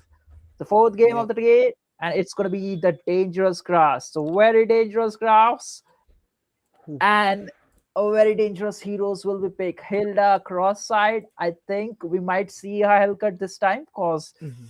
like you mentioned, is one of the assassins deadly enough to shut down or silence down the marksman itself, while the rest of the teams are making sure the opponents are busy somewhere else. Yep. And we are going to be busy analyzing their draft this time. But that is the main story, ladies and gents. Concupiscence are trying to find a way to come back and force another game and keep their hopes alive for a three-pit. But so far, man, with the pattern that they've shown in game number 2 and 3, and it is just really, really hard for them to come back because City, oh man, they are consistent. But again, there's still pressure for Cut to Oblivion or CTO to finish this game. They cannot be too careful. They cannot be too complacent. They need to be well disciplined if they want to finish this off. And uh get that championship dream alive. And again, ladies and gents, these two teams have been through a lot of games, a lot of challenges, and we are just really excited to see what they will bring out to us in this game number 4. Mm-hmm. That's true. Irara once again banned, but this time from the side of Seanock. Oh, interesting. CTO respects the value and they ban out the Sushin cause man, it was really a tough pick, even though it was given away into the game number 2 itself on the side of Seanock. They lost it, but they respect the value of that hero Marcel once again. No questions asked. That hero is bound to be into the banning list. If not, is the hero who really What? who really is up to the potential of being the first pick. 1-1. What? Hold on a minute. Hold on. Hold up. Wait a minute. What are they trying to accomplish here, bro? Oh, okay. What? Why did they ban it? Why did they ban it 1-1? Sasuke, man, huge question here. Usually when you ban out the 1-1, what type of composition or hero are trying to pick here? I mean, I really don't know because that is I don't even remember when it was the last time I saw Van Van into the goal lane. And even if you do, there is a Kaja right now who could suppress him right on point. Like, Yeah. no questions asked. Like, I know, like, there's not a lot of heroes that could work really well against a Van Van, but there is a Kaja, and he would suppress him right on point. What? And now a first pick on the Harith. Okay. Wow. Okay. It is similar. It is quite similar to the game number 2 Yeah, when yeah, yeah, CTO yeah. was onto the blue side. Are they going with the same tempo? Now, Seanock, they are bound to go with the Esmeralda, but this time they have the opportunity to go with something else into the mid lane. Like, let's just not force into the Belleric. You have the Mhm. option for the Kufra, and it works really well against the Blinks heroes, especially the ones who have a lot of dashes. So you might save it for the third pick or maybe a later phases of the pick. When you see a Paquito into the XP lane for the side of CTO, at that time, Oh, it gives you a lot of leverage. Esmeralda, oh, it's going to be a Freya, so they go with the Freya into the. Oh, that is a really good thing okay. because we Really, don't know really good whether. pick. Yeah, we don't really know whether it's going to be into the XP lane or goal lane 50-50.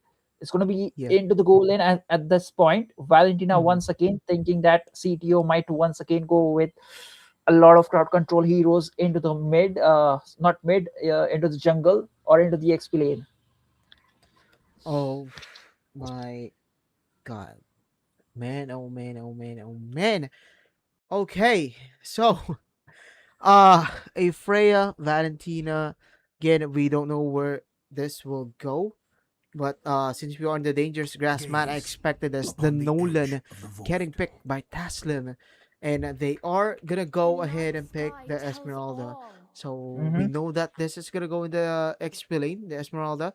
But uh, ag- usually this revamp Freya is on the XP side.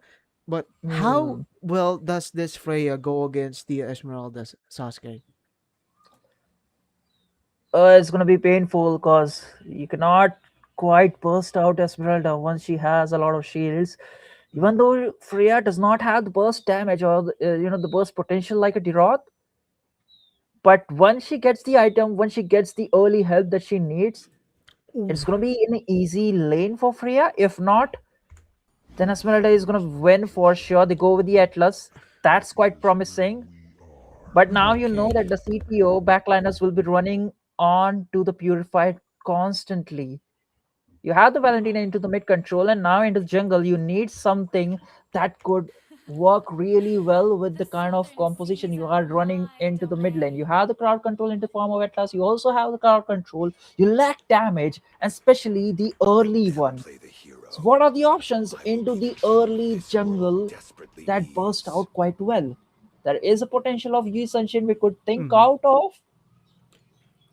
Okay. Yu Zhong, they battled the Yu Zhong here, along with the Karita from the side of Sinnoh. Mhm. But for CTO, banning out the Yu Zhong again, they want the assurance, I think. on the explain, but again, the Roth is open. But that is gonna be prone to be picked off by this Nolan, especially in the dangerous grass map. Uh, Mm-hmm. can There's still a lot of options for them. Paquito can be good. But man, I think they are good with this Freya on the explain.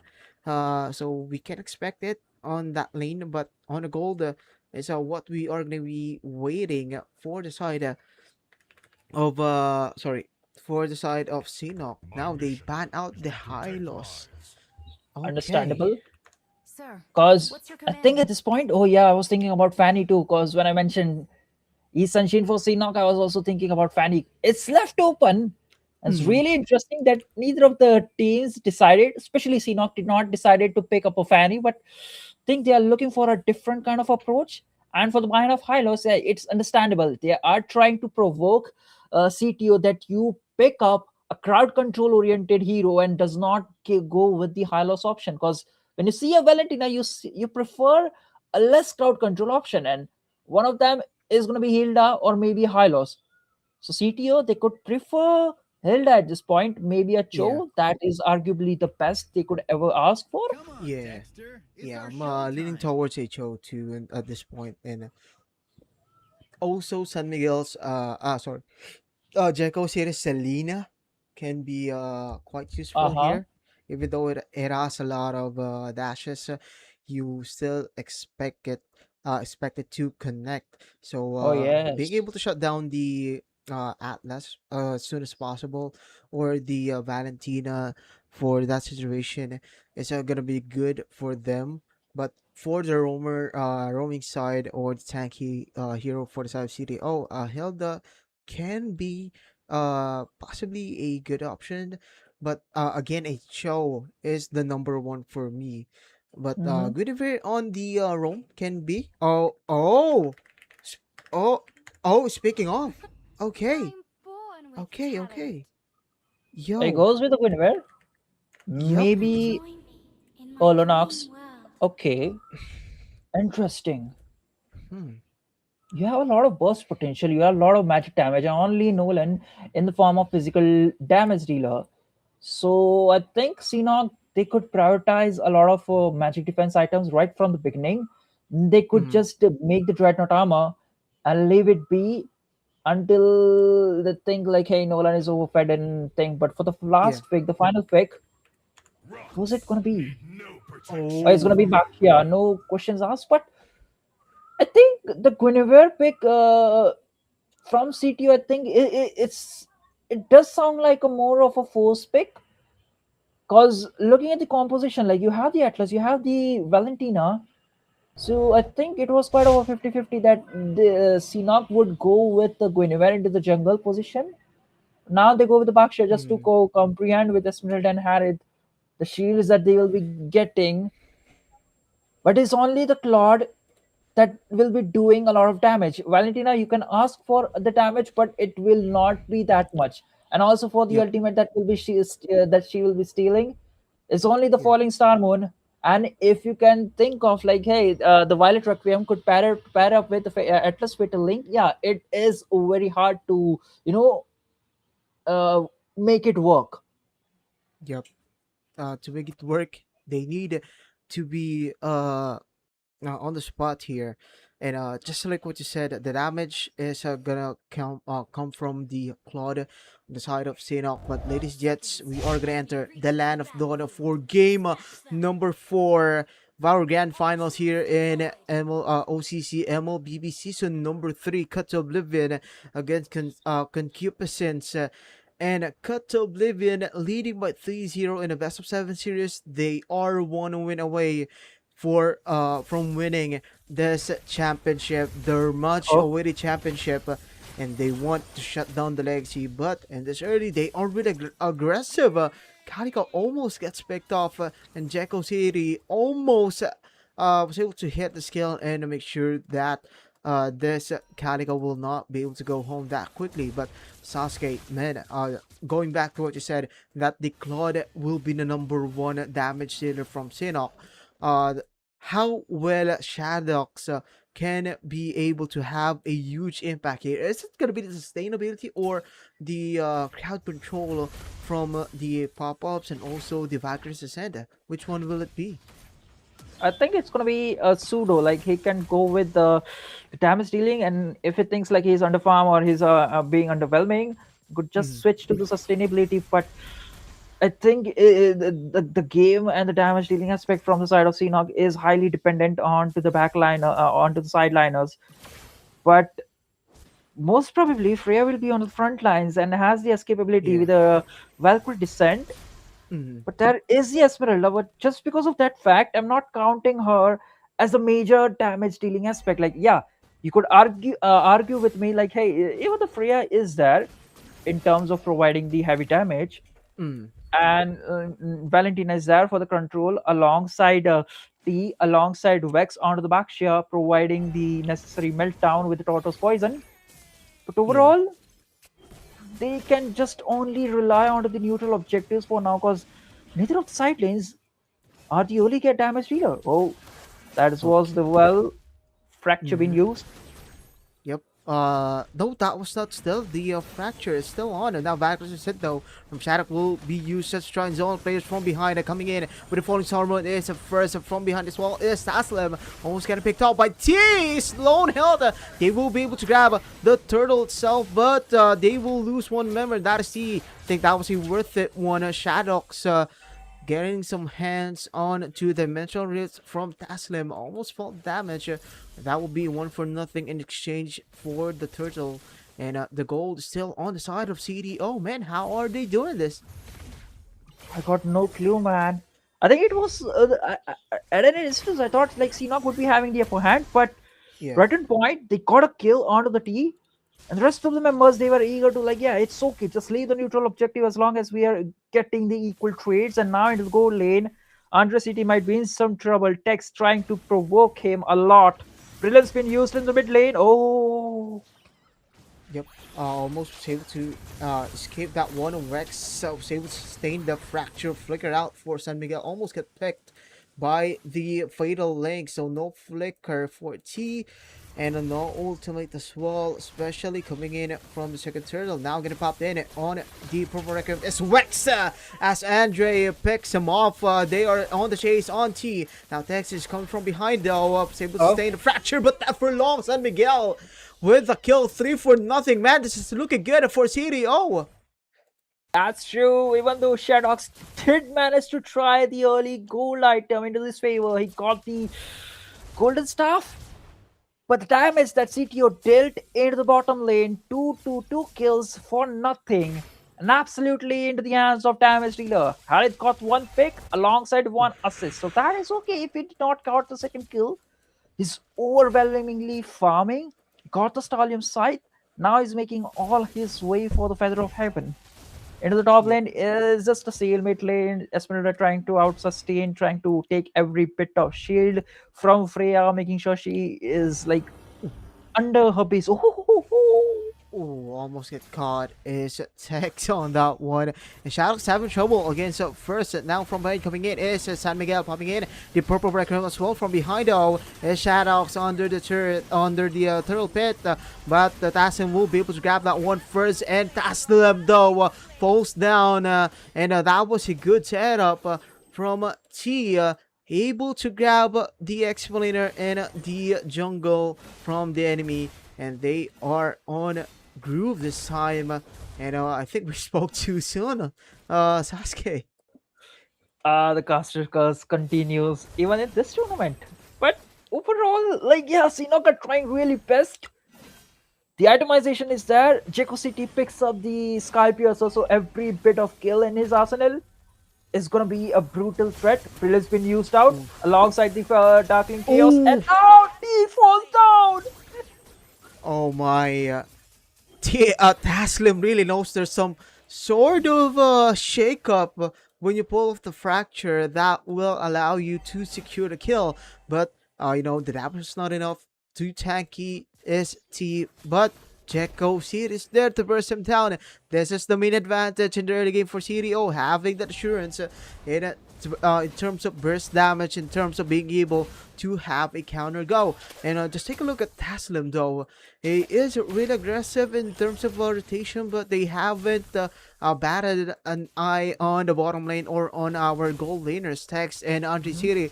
They're just they're just respecting the 1v1, and so far no one is has fallen down in terms of a one-on-one session. But now T getting popped in, popped out, and get killed by Taslim again. Purple Requiem is unstoppable from San Miguel. 13 seconds in for our turtle. The question is, will Sinok be able to contest and come back in this game, because they are behind in terms of gold by 2,000, Sasuke.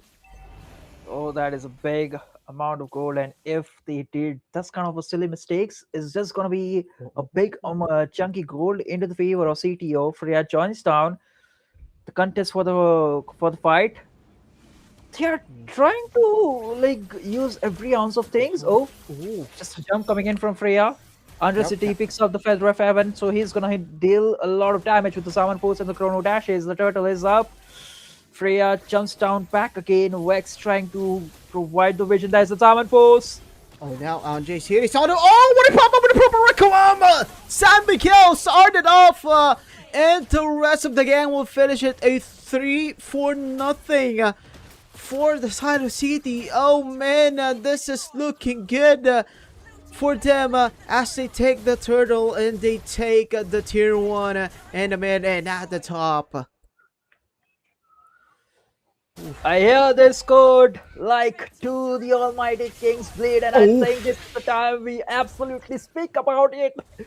As the members are slicing down, chopping down as their dominoes, CTO are plating them with each strike they make. And man, Jeko City was the one to build the Sky Pierce, and now he has the 5 skills. Okay, not 5 kills, but 3 kills in his hand. So that is 30 stacks of Sky Piercer. Alongside Andre City, he's constantly building up the gold. He's constantly building up the damage he needs. And there's always the threat of San Miguel with a flicker spatial migration. Yeah, man. Is this the fall of the almighty Sinok? Yeah, that is the question that I've been trying to find an answer. Andre City just too much in the dash. Now Purify will be popped, but the Fatal Links goes in. Andre City will be no more. Texas Lone Hell. Jacob City trying to find a way in. Rex will front him out. Oh no, Shadows though will get traded at the top. CTO is just continuing to taking down the turrets left and right and in the mid as well. As Sinok will look to cut the minion web in the mid to make sure that they have some sort of assurance that they can be able to drag this game longer than it should be. That's true.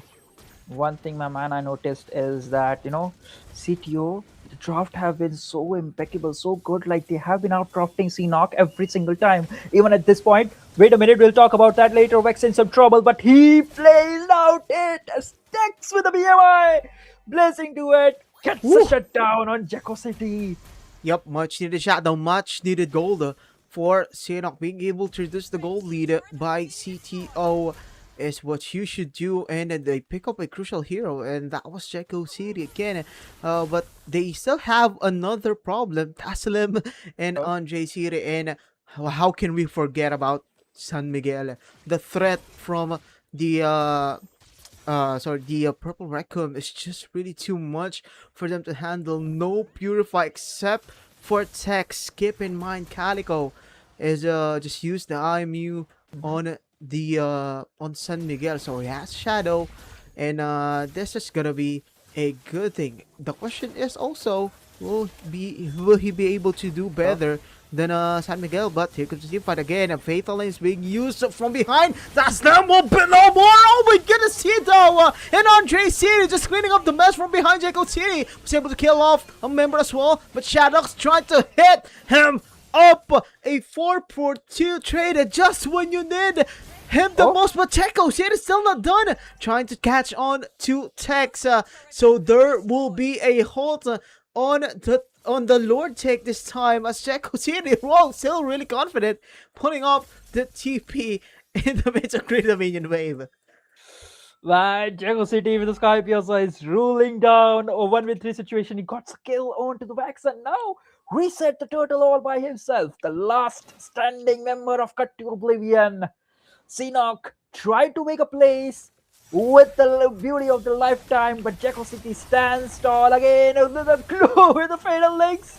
Brilliance comes into the handy. Look at that pixel amount of HP is barely enough to save himself and manages to recall. Oh no, it's not to go for that, right? Jekko's here did not come home, but Tex is doing his best to somewhat even out the odds. So they are just 1k behind, coming from a 7k I think goal lead from a CTO. So there's still a good sign if you're the side of Cena. Still not done, still not over. And I just saw Shadox just being able to regain back the health he lost from the damages on CTO. And also, first is just really doing a great job zoning players. Oh, was able to escape Tex from the fracture of Taslim. Almost gets picked off, but the damage was not yet enough. He will be able to come home. Shadows and the rest of the gang will try to clear out the minion wave, but side CDO will focus their attention in the mid tier 2. They defend a lot coming in from the top lanes, but minions are still marching down. The whole members of CTO just waiting around outside the towers, making sure that Sinok makes one mistake and they are able to punish him down. Now the winning condition of both these teams are relying on the room, how well they execute it. Like, it is either going to be the fatal links or the special migration catching down 3 to 4 members, and that is going to be the start of the fight from either side of the teams. Whether CNOC tries to initiate it first or CTO to grab them with the counter engage or with the back plays. But one mistake and the damage from the mid alongside the goal lane will start showering down like heaven. Man, quick look at the atomization. We are seeing that at this point, like, both the goal laners are already equipped with all the atomization they need. Yeah, talking about the Freya, she's gone with all damage dealing aspect just to make sure that she has a bit of a shield in terms of golden. I forgot the name.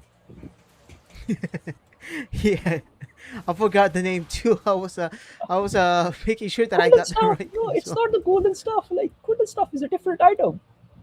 Yeah, I think that was a Seal Halberd. Yep, Seal Halberd. Yep. No, after Sea Halberd, the item she is making. Yeah, Rose Gold. Rose Oh Gold yeah, Meteor. Rose Yeah, Gold Rose Meteor. Gold Ah, Oh my Rose Gold goodness. Meteor.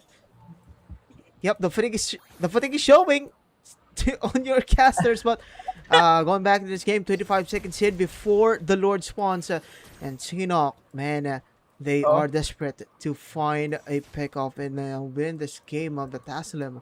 Again, Street showing too much. Oh, Wax half an HP from the fracture from Taslim. Oh my, man, that is gonna be felt by the backliners or the squishy heroes from the side of Sinok. But now Jekko getting targeted, almost gets targeted down by Wex. Now Wex was able to stay this time around on the fracture. Texo trying to provide the damage against Furza, who's lone hell trying to catch in is T.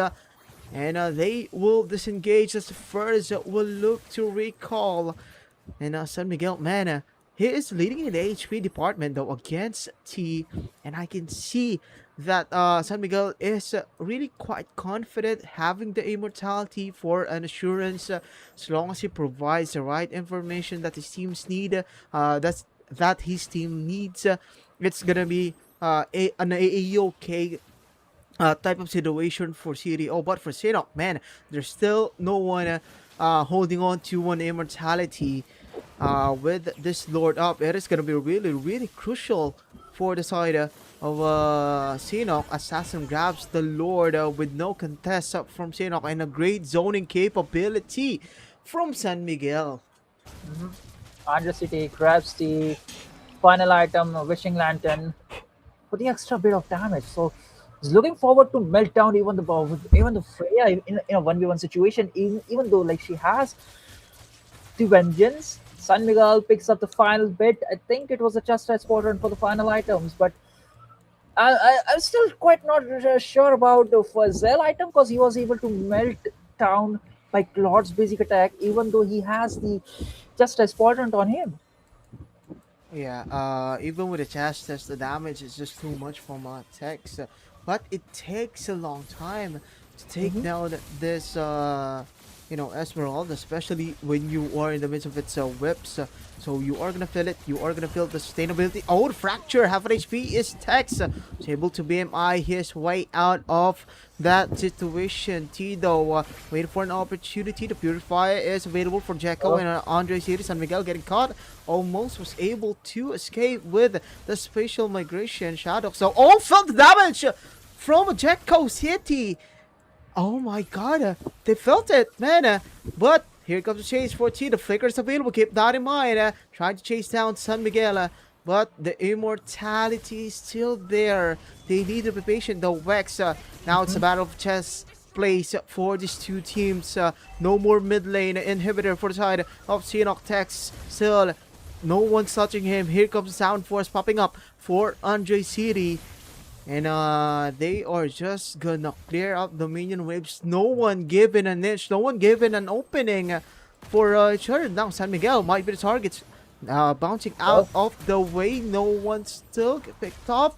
Taslim though, just trying to find something. And T just finished damage from this Checo City. Now the fracture, the Vex fought that one. He fought it. But yeah, they're just forcing up their tension on the inhibitors. Keep in mind, the championship is on the line with a 5k goal lead for CTO. They're trying to end this game with the minion wave coming in from the mid and on the bottom lane. Now here comes the concealed play coming in from T. They will remain patient and CTO calls it to back away. Oh my. CTO can play this small, sneaky, plays that like let's see knock engage first. Let them use the fatal links with the Valkyrie descent and pour all the resources, and then we can go with the re-engage with the spatial migration because they have every bit of turtle, they have every bit of lane, and also two lords into the arsenal. So with that second lord, they are able to dish out the waiting game. And now with the fallen under the control, they can also make sure that they go with the slow lord dance if Sinok Yeah. goes with the engage. So this is a brutally unfavorable condition into the hands of Sinok, and man, like if they're able to surpass it, it is one of the reasons why they have never lost the war that have been mentioning every single time. Yeah. And Cito just such too much low push capability. Now going in with purple red web. Shadows falls down! And now T is Dex upon the list. Whenever the count get activated with the blazing duet as well by Tex. Was able to stand and the fire burn in the exact amount of time. Way to bounce in on San Miguel. Tex will be no more. And there will be a new king in OCC MLBB. Oh my God! Who would have thought the almighty king that reigned the Australia and New Zealand region for 2 seasons would be going to dethrone in a 4-0 fashion? The unbending will of cut to the oblivion. Just slay the old king in the old fashion. Oof. Oh Man, what a game! my. What a series! What a series, what a game. CTO dethrones concupiscence cut to oblivion is your new Oceania Challenge MLBB champions. They shut it down the legacy that was gonna build up. No three-pit will happen in the eyes of CTO, and they will get their revenge. In a total of this championship wise, they are 2-1. still for concupiscence. Ladies and gentlemen, our in-game MVP, of course, will be Jacko City 716. Man, how good has the City connection have been? They have proven themselves to be worthy of the throne of the title champions of Oceania Challenge season number 3. Ladies and gentlemen, oh my goodness, Sasuke. Finally, I can say one thing. This time, CTO, they beat Seanock in their own game. Like, if you look at the draft into the game number 2, 3, and 4, you'll see the pattern. Like, hey, game number 2, it was a surprise pick coming in the form of Derod. Into the game number 3, it was again a draft. Make sure that they bid into the own draft game. They forced them to go for the first pick late, which was really questionable. And then they kind of mishap in the draft, making sure that the matchup was there with the lane that he gets the early kills, he gets the early snowball. He was not able to do so. And again, in the game number 4 as well, as soon as Sinok picked the Valentina into the mid lane, they made sure that none of the heroes were being picked that could give Sinok a big advantage. Yeah, there was the Violet Tropian been still away from Guinevere, but the impact was next to negligible. It needed Atlas Fatal Links to make sure that the skill is worth of use. If not, that ultimate steal is completely useless. Man, I did not expect it to be a force fashion. At least I was into the era like, hey, is the king you're facing, is the almighty king whose reign, his flag, the conquest everything in 2 seasons and still remains strong. So it has to be 4-1 or 4-2. Very least, it has to be 4-3. All the way back to the game number 7, but CTO had different plan. And man, is the era of the new young blood. Oh my, oh my, oh my. This game, this team, they really turned everyone's opinion around. Most of the crowd or the audiences that are watching and TikTok live and in YouTube, they have concupiscence winning MLBB OCC season number 3.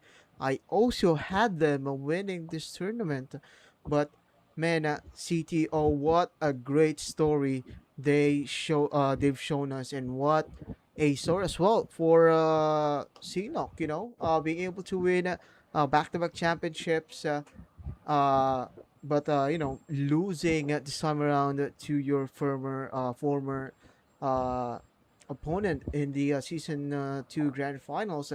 It is just really something else, man. It is just really something else. And man, before we of course give it away to Marco, ladies and gents, me, Kenji, and Sasuke, and the rest of OCC, we would like to thank you for your utmost support and patience, and also the love you've shown us, and the hearts, the struggles, the technical issues that we had, and you stick with us. You've shown your eagerness to watch the games, and we hope that you enjoy the production, the casting, the games, and what Marco and Maker has done, and Kai Bear, and also Margot has done, and the rest of OCC gang. Man, on behalf of OCC, we thank you so much for having us, and hopefully, guys, hopefully, I'll still be here in OCC, and we all appreciate you, we all love you, and we thank you for the support you've given us, to the energy you've given us as well, being able to shoutcast to at our fullest. It is such an honor. And Sasuke, man, anything you'd like to say to our audiences? It was, maybe a guest over here to the Australia New Zealand region. It has been so grateful to cast for this amazing teams. And man, Infinite Void, I love that team so much. Like the plays they made, the kind of draft they picked was really impeccable. If and only if like they have been defeated by Sinok, but they had the chance. They were up to the killing mode. Like at some point we thought like, hey, Sinok might lose in the semifinals against the new blood, the young blood. Yeah, man, it they are one of the favorites too. They are one of my favorites.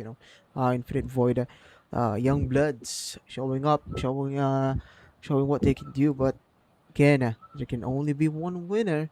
There can only be one who will That's reach the true. finals and lift the trophy, and that is gonna be CTO Cut to Oblivion. Again, congratulations, guys. And I would like to just say thank you so much, OCC. Thank you so much, Marco. Thank you so much, Maker, for the understanding, for the patience you have shown me.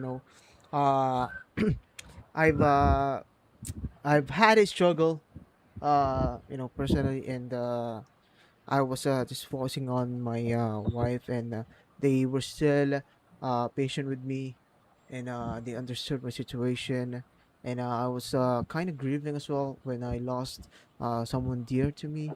And yeah, during this time, we were still able to pull it off, and hopefully you guys enjoyed this season's production and games, and the way Marco and Maker has handled this type of situations. And I have nothing but gratefulness to you guys, and to Maker and Marco, and to the rest of OCC. Again, we have been your shoutcasters, Kenzie and Sasuke. Ladies and gents, we are gonna throw it now to Marco. Hopefully, we see you in the next season here in OCC MLBB.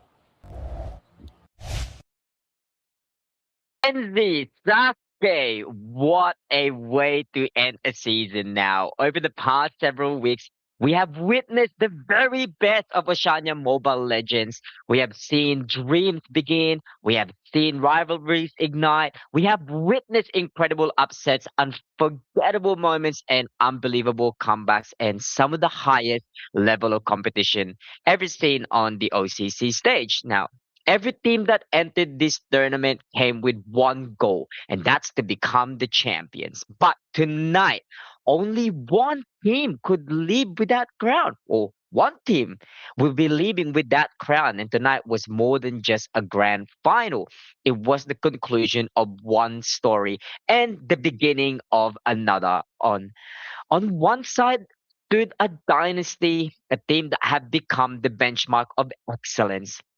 It's a team that had carried the weight of expectation every time they entered the land of dawn. The undefeated dynasty concupiscence, season after season, they stood at the summit of OCC. They inspired countless players, including myself, and they set the standard. They became the mountain every challenger dreamed of climbing. And now, champions are never defined by one night, they are defined by years of excellence, by discipline, sacrifice, and consistency. And no matter what happened tonight, Concupiscence have forever etched their names into OCC history as one of the greatest teams to ever compete. Now, to every player on Concupiscence, thank you. Thank you for raising the level of the competition.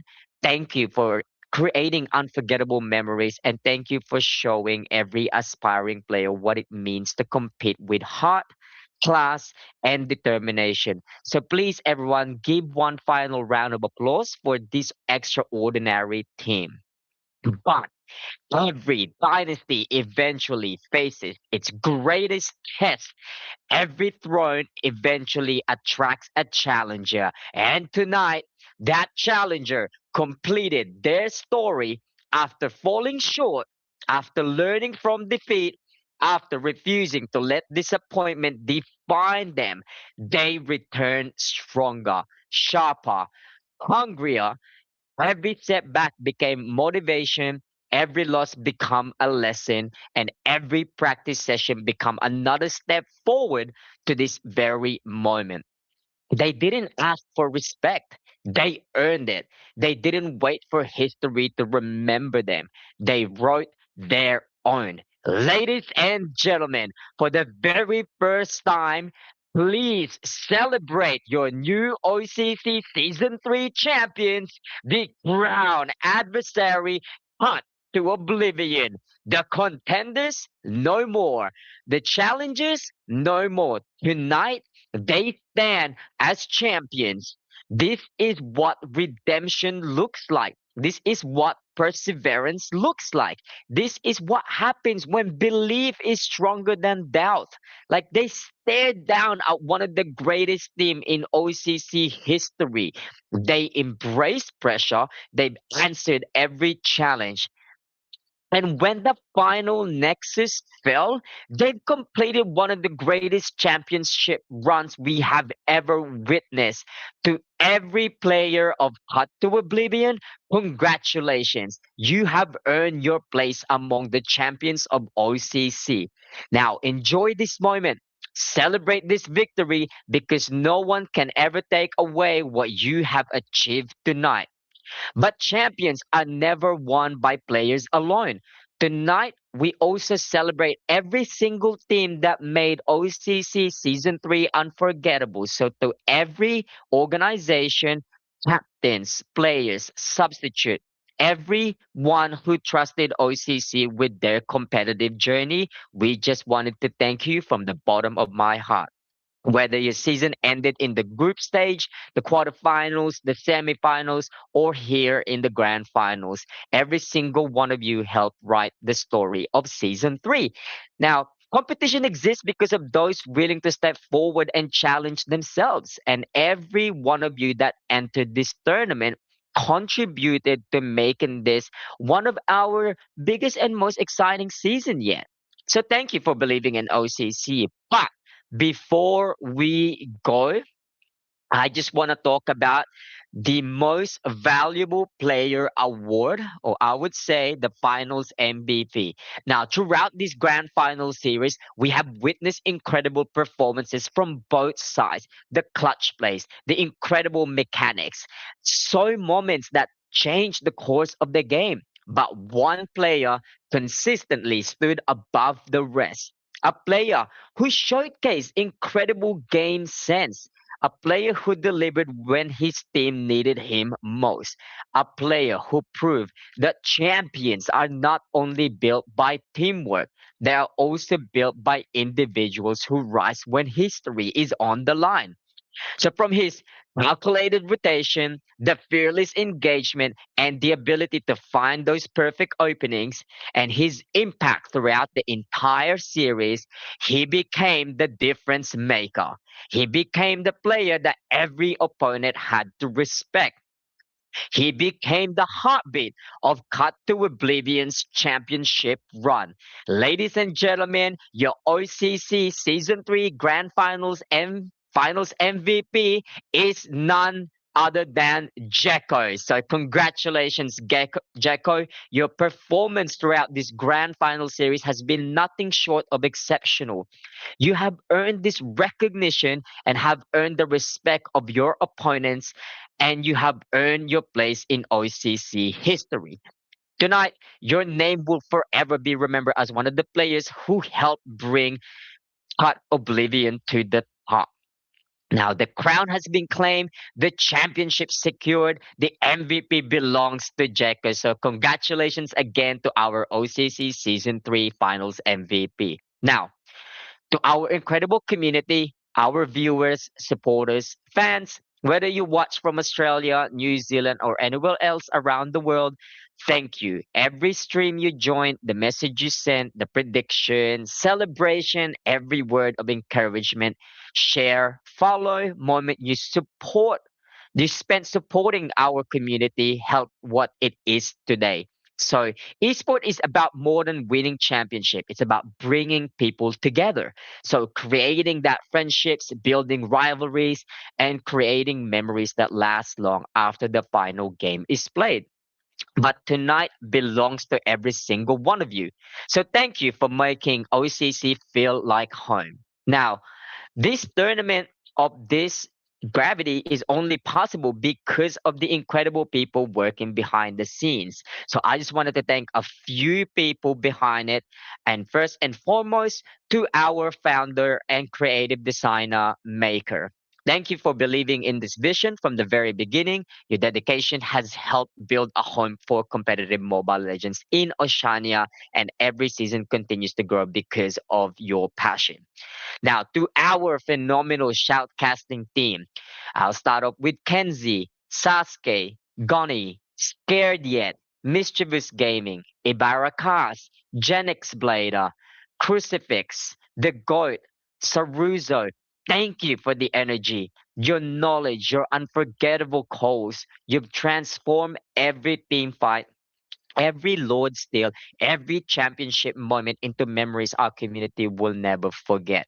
And now to our incredible moderation team, 707, Kai Bear, Margot, Chuax Gaming. Thank you for keeping our community welcoming, organized, and running smoothly throughout the entire season. And also, I just wanted to a special mention to Pool and Kronos and also Pat the Great. And a few of the other people, players that have participated in helping OCC as it is. So thank you for your support, your commitment, and everything you contributed behind the scenes. And now to every volunteer, production member, and every person who dedicated their time to OCC. This season also belongs to you as much as it belongs to the champions. And now, as the light begins to fade and the stage falls quiet, as another season finds its home, we leave season 3 with one final question. What happens next? Will a new champion now sits on the throne? Path to Oblivion have conquered the mountain, but staying at the top is often harder than reaching it. Now, will the new champions defend their crown? Or will concupiscence return with vengeance and reclaim the title that defined their dynasty? Which rising teams are already preparing to shake the foundations of OCC? Which unknown players will become tomorrow's stars? The answers are waiting. Because this isn't the end of the story, it's the beginning of a brand new era. Now, from everyone here at Oceania Cup Challenge, thank you. Thank you for believing in our vision. Thank you for supporting our players. Thank you for supporting our staff, supporting the community. I've been your host, Marcosaurus Rex, and it's been an absolute honor sharing this incredible journey with all of you. Now, one last time, congratulations to your new OCC Season 3 champions, the Crown Adversary, Path to Oblivion. Now, the trophy has changed hands. A new king sits upon the throne, but somewhere another challenger has already begun preparing. We'll see you when the battlefield opens once again. We'll see you in the hopefully upcoming OCC Season 4. Until then, good night, stay safe, keep grinding, and thank you for being a part of OCC Season 3, Rise from Greatest Depths.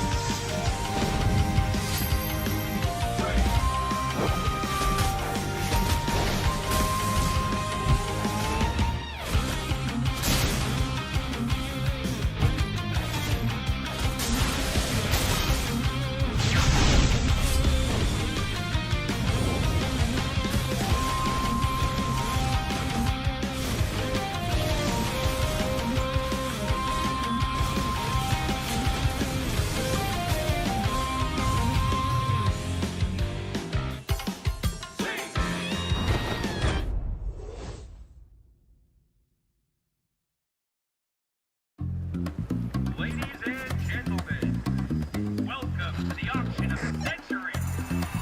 I hope you brought your checkbooks and your wits tonight. Let's start the bidding! The rapid dragon in agile fashion. We jump into action, dashing. Perspectives are clashing. Oh, oh, oh. We're taking on the fight.